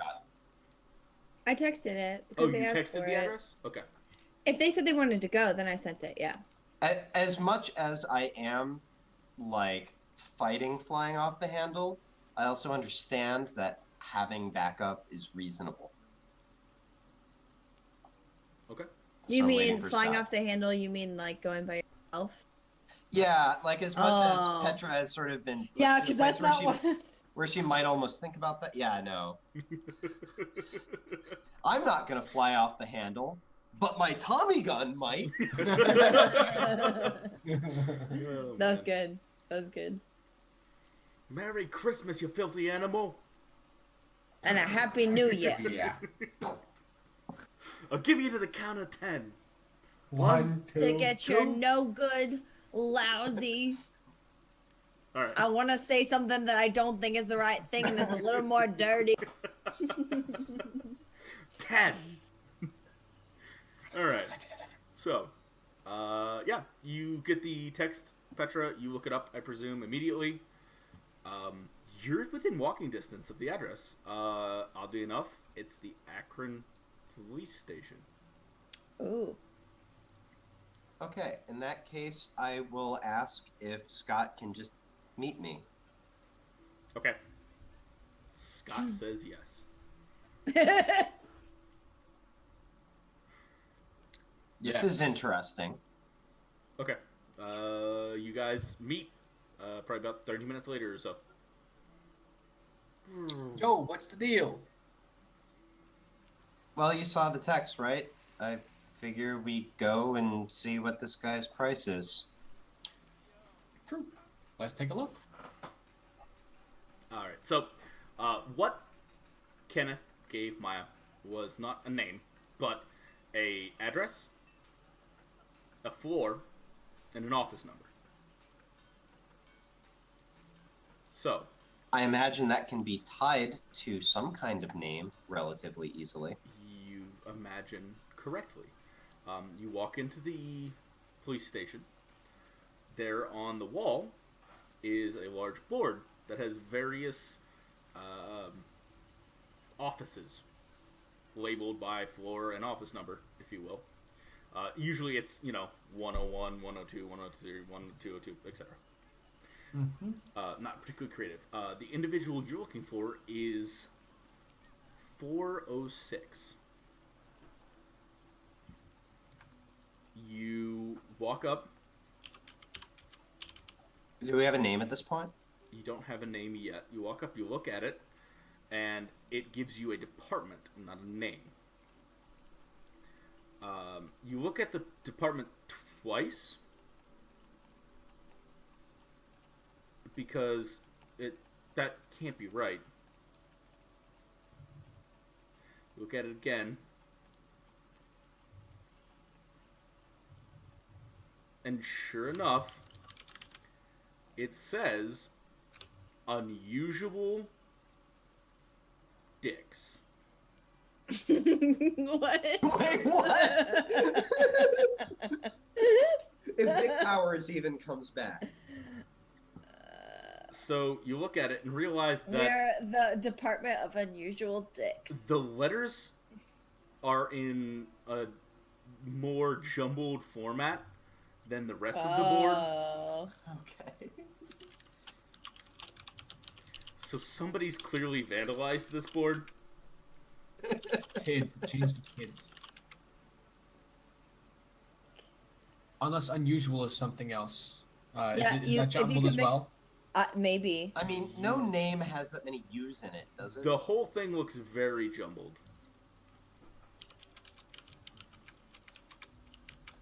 But maybe, anyways. Does it seem like so it's a department. Are there multiple people in this department? You don't know. Doesn't say. Is there anyone at the front desk? Sure, absolutely. They see you staring at the board, and the officer, sort of a older gentleman, comfortably heavy set, waves you over. Okay, we come over. Hi, sir. You're looking for the unorganized crime, right? I'm sorry, unusual crimes. 406. Yes. Yeah, that one. I thought it was something else. I thought there was only things switched around there. some of the beat guys make fun. It's kind of the black sheep of the department. Everyone's got to have one, right? Yeah. I mean, put your stuff through the detector and you can head on up. Sure, thank you. Appreciated. Scott takes out phone, wallet, keys, and puts them down. I imagine I was smart enough not to carry all my weapons into a police station. I presume yes. The question is, does Petra try to sneak something in? I don't think I would in this situation. Okay. So you go up, you go through, scan through. You get little visitor badges, and you sign a logbook and head on up. You go up the elevator, 4th floor. 4th floor's got like a couple of lights out. It's kind of dingy. You walk, you see a board, not a board, but a little sign that has 406 to the left and 401 to 405 to the right. 406 it is. So you head to the left, walk down, there's a door, you open it, opens up on a big, not big, but like a roomy open area, probably about 12 or so desks, with that like the half level walls that like people could like talk over if they wanted to. You open the door and there's a gentleman sort of standing at a coffee pot as you open the door that sort of like looks and like continues to pour coffee and then it like spills over a little bit and he goes, hold on, I have a name for this person.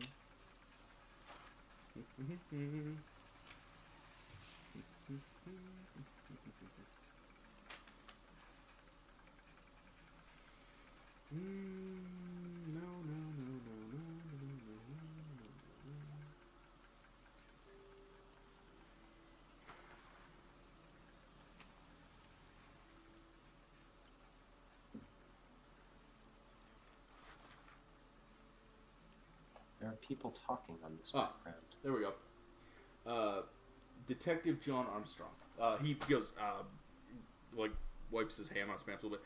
Detective Armstrong, nice to meet you. Scott, like, mime's wiping his hand off and, like, goes to shake his hand as well. Scott Elwell. Nice to meet you, Scott. What can I do for you? We're here on an errand for our friend, and I don't actually remember Kenneth's last name, but what's his last name? Carlisle. Carlisle.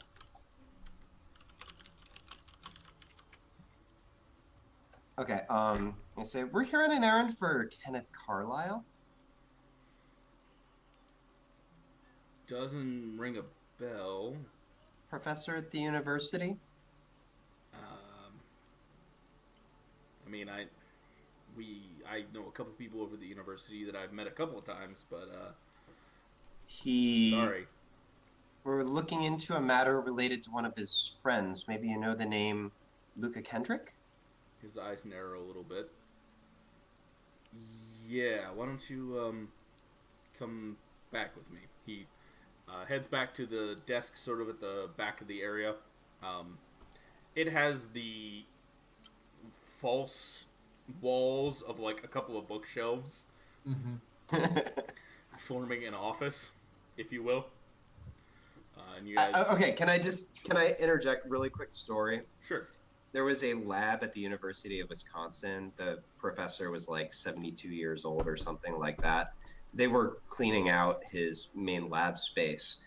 And it turns out nobody realized that their two labs were actually one lab that just had bookcases sectioning them off completely. Nice. They're like, oh, this is the same room. These are not that big of bookcases. Anyways, you get a couple of looks from various detectives. Sort of a motley group. Make your way back. He sits down, props up his feet on his desk, takes a sip of coffee, Makes a face, looks down at it, sets the coffee down.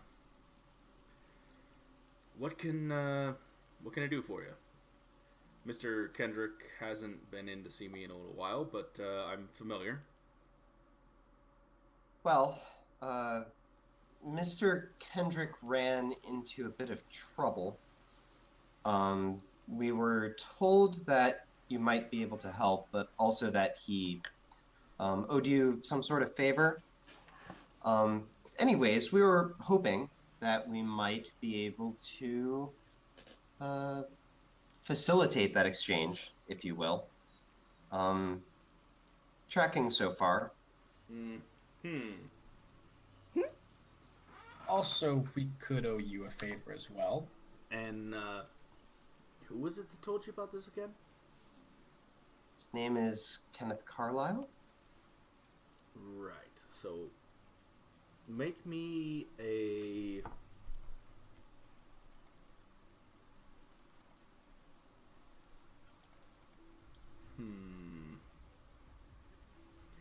Make me a presence expression roll.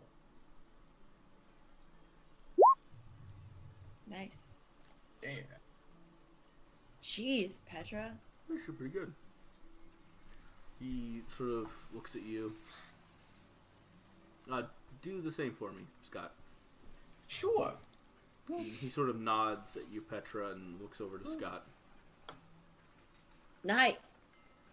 And looks Scott up and down and says, "Alright, you, Scott's still just got a goofy smile. You seem to know something," so he reaches into a... pulls out a drawer, reaches in, pulls out a file, tosses it on the desk. Luca used to help me solve some of the stranger things that went on in this city. In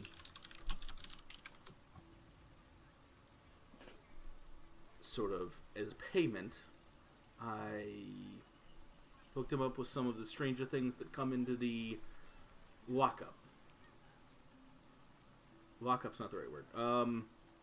Into the evidence lockup. Impound? Impound. Yeah, there we go. Some of the stranger things that come into the impound. So he points to a pair of drawers behind him.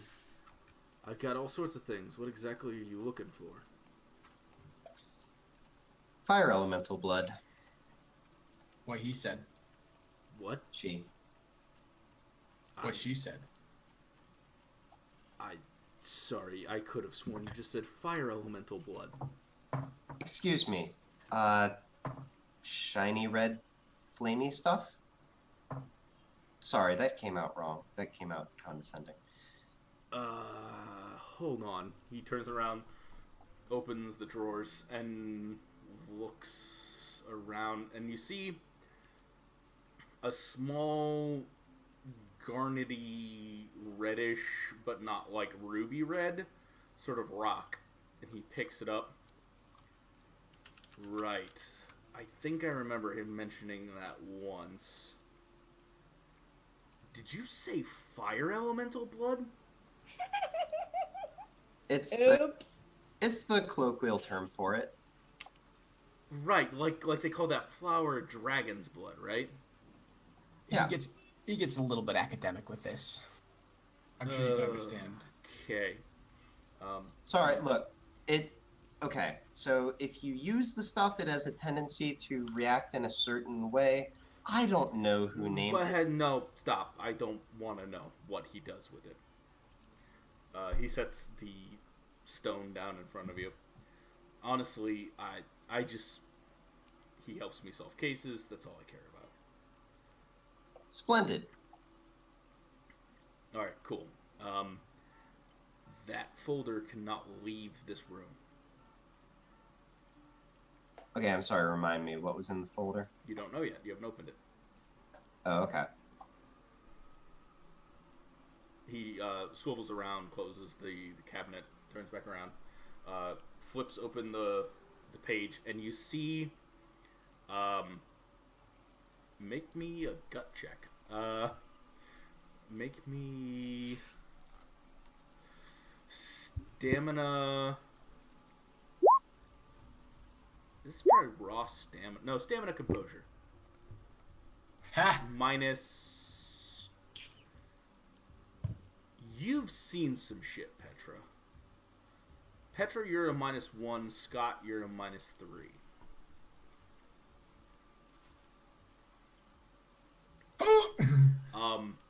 Petra, you pale a little bit.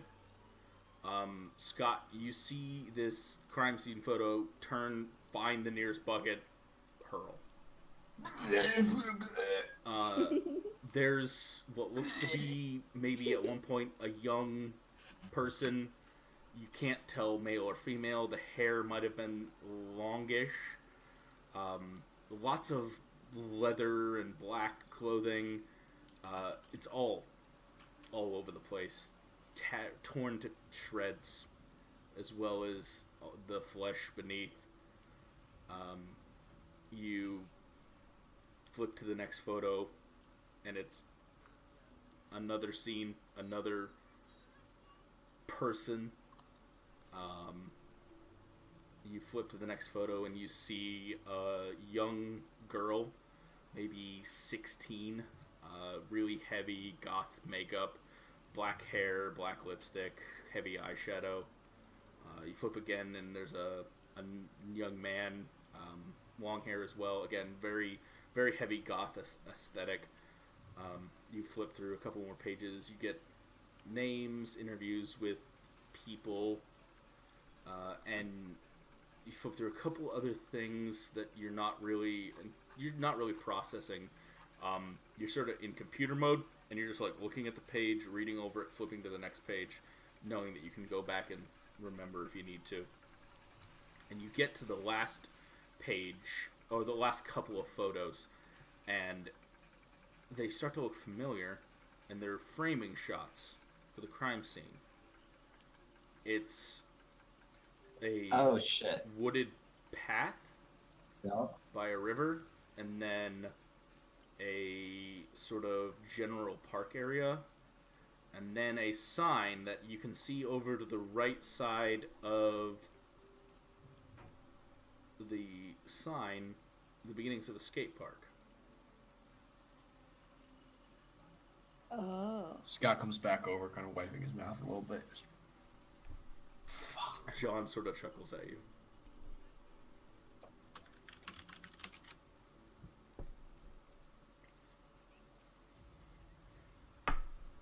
Sorry, no warning. Right. Sorry, I should have said something. I wanted to see quite how sturdy you were.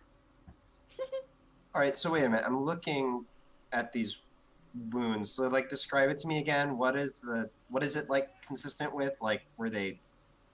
They were shredded. Remind me what kind of shape they're. Okay, got it. They were shredded, like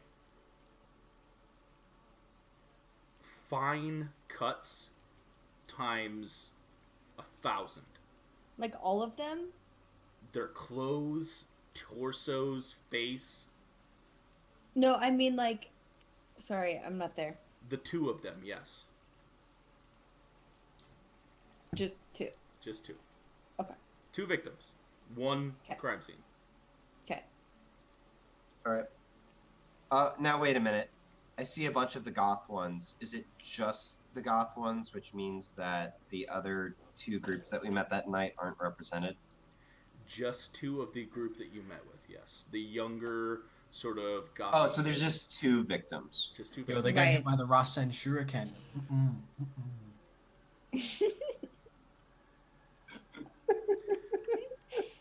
Petra, Terrible. make me a intelligence investigation. This is going to be -2 because you're trying to not look too closely. Oh. Dang. Your brain sort of starts to just analyze accidentally, and you flip back to the pictures.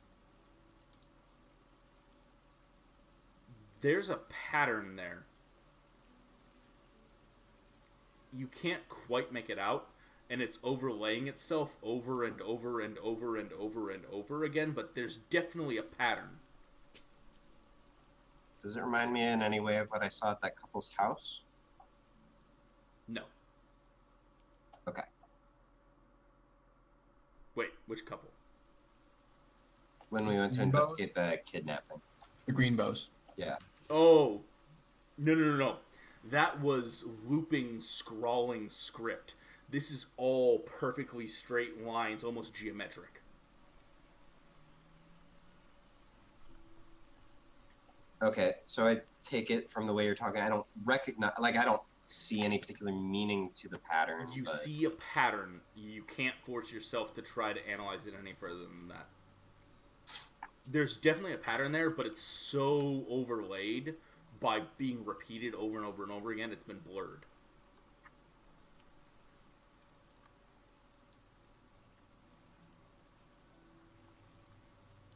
Okay. Would you like to know the date? Sure.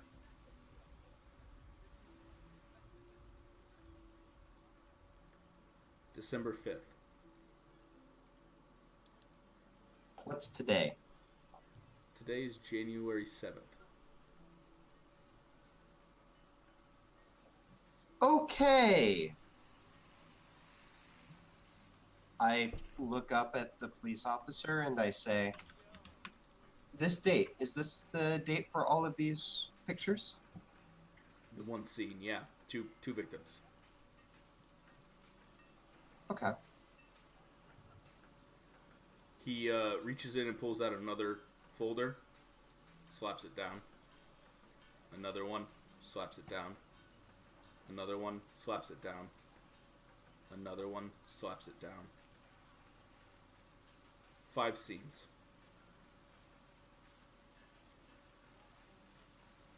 Starting about 9 months to a year ago.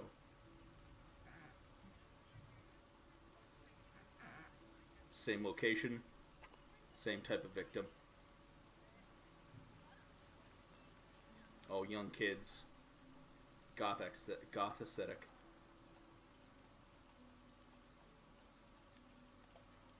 I am going to force myself to look at them at least enough to verify if I recognize more kids. You don't recognize. You didn't recognize the first two. You don't recognize any of them. Oh. You recognized that their look fit the group you met. Right. Okay. Sorry, I should have been more clear. You did not recognize them directly.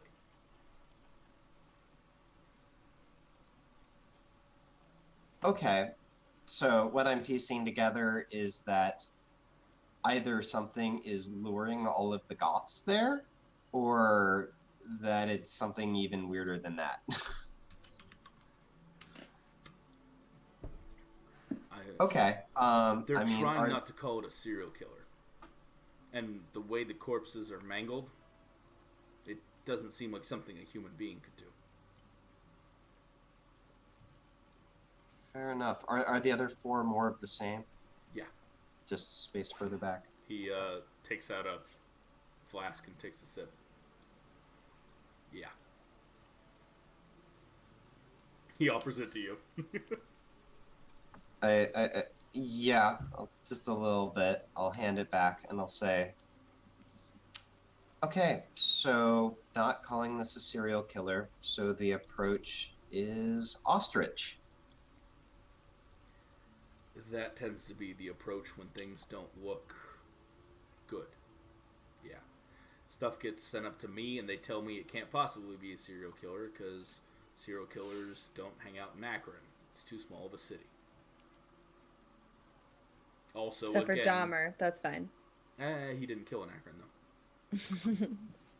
Well, he didn't kill extensively in Akron, but neither. Anyways. I will just say, if you're frustrated, I get it, because that's not even an imaginative excuse. It's not. Though, you should hear what they're actually classifying these as. Eyebrow raised once again. Industrial accidents.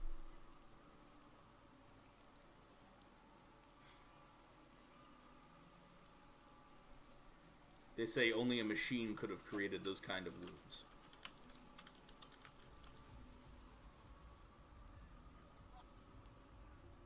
All right, well, OSHA's going to have a field day with that one. Yeah. Or not. He pulls out a couple of note cards and hands them to you. Names and contacts of family, in case you need it. Thank you. So I imagine the trade is we look into this and tell you if we find anything that might be useful to you. Usually he took the information and came back with evidence that proved it was nothing all along, and then told me what probably happened, theoretically. Yeah. Right. Sorry, I'm being too straightforward. Got to get in the right mindset for this. Regardless, You keep your mindset where you are right now. I just don't want like any more dead kids. We'll do what we can. Thank you. Before Tell we Luca I go, said hi. And that I think his dad would be proud of him. we'll let him know. Before we go, sorry to ask. Oh, by the way, I do just respond to that by saying just, I will. Okay. Go ahead, Scott. Do you know anything about some guy? I think some guy and his associate. I think his name was Mike Winter, and his associate was like Lone. What was the guy's name who talked to me in the first episode? I want to say Lone Star, but I know Lone that's Arrow. wrong. Lone Arrow. Yeah. Let me double check that. I thought that's what his name was, but that sounds really weird.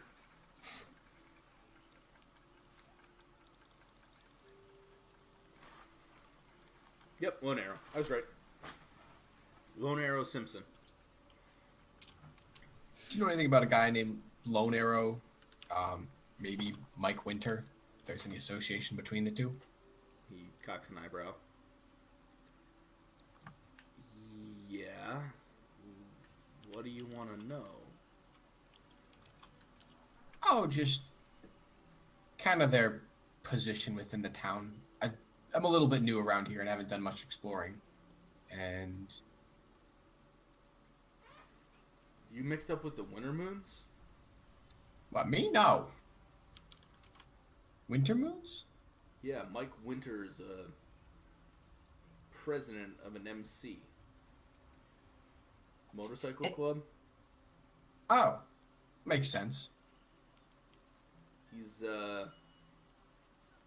suspected to have correlations to all sorts of violent crime, drug activity, arms running. Aside from Damian Marks, he's probably the #1 person wanted by the organized crime unit here in northeastern Ohio. Ooh.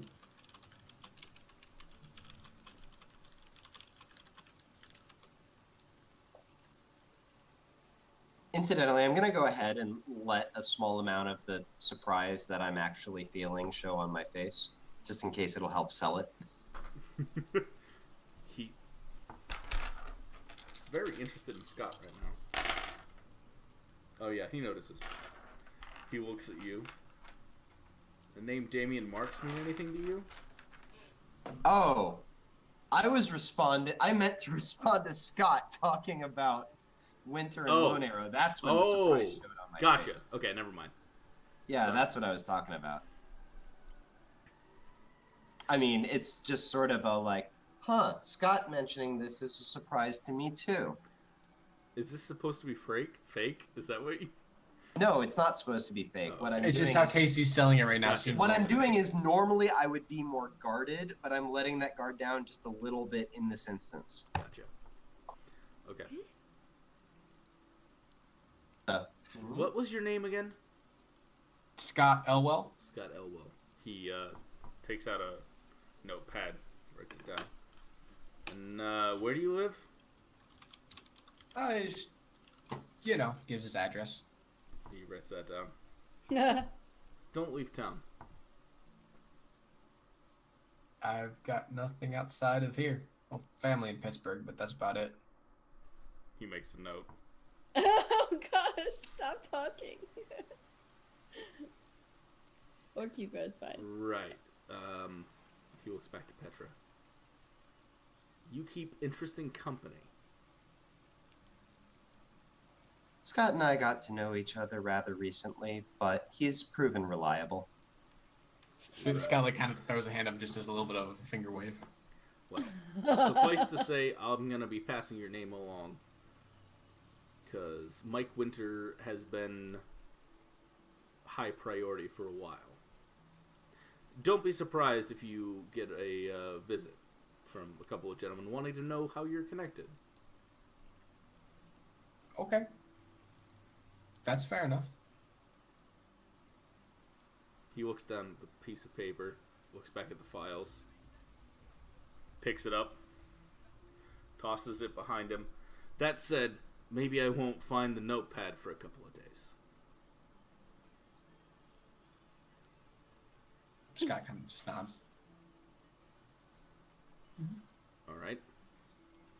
Get the hell out of my office. Leave. He taps the top of the bookshelf All right, as see ya. Scott taps the top of the bookshelf as he's going out. That's funny. You guys head back out, catch a couple of strange looks from some of the folks, and head back downstairs.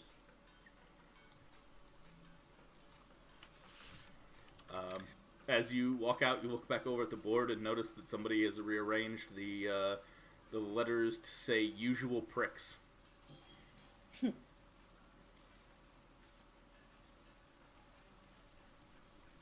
then you head out. The rain has turned to a little bit of snow.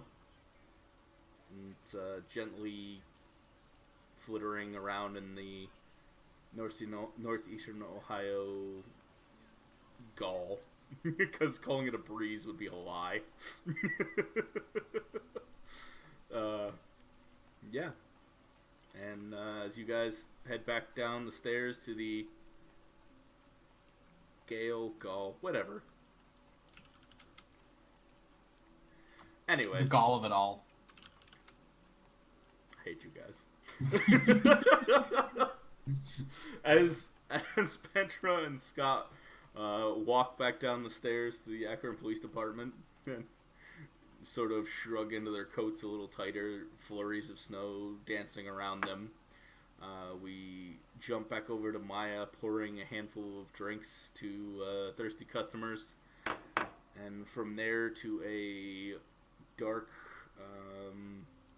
stage with some sort of heavy pulsing music as a young, pretty girl with white blonde hair does a couple of spins as she pours drinks and makes a general show of it, handing it out to a interesting crowd of various college students, heavy metal fans, etc. And the shot pulls out of a window under the front of a red brick building, painted black with a simple, small sign illuminated in red letters that says Sanctuary. And that's where we'll call it for tonight. Who? Good night, interwebs. Good night. I should probably turn the stream off.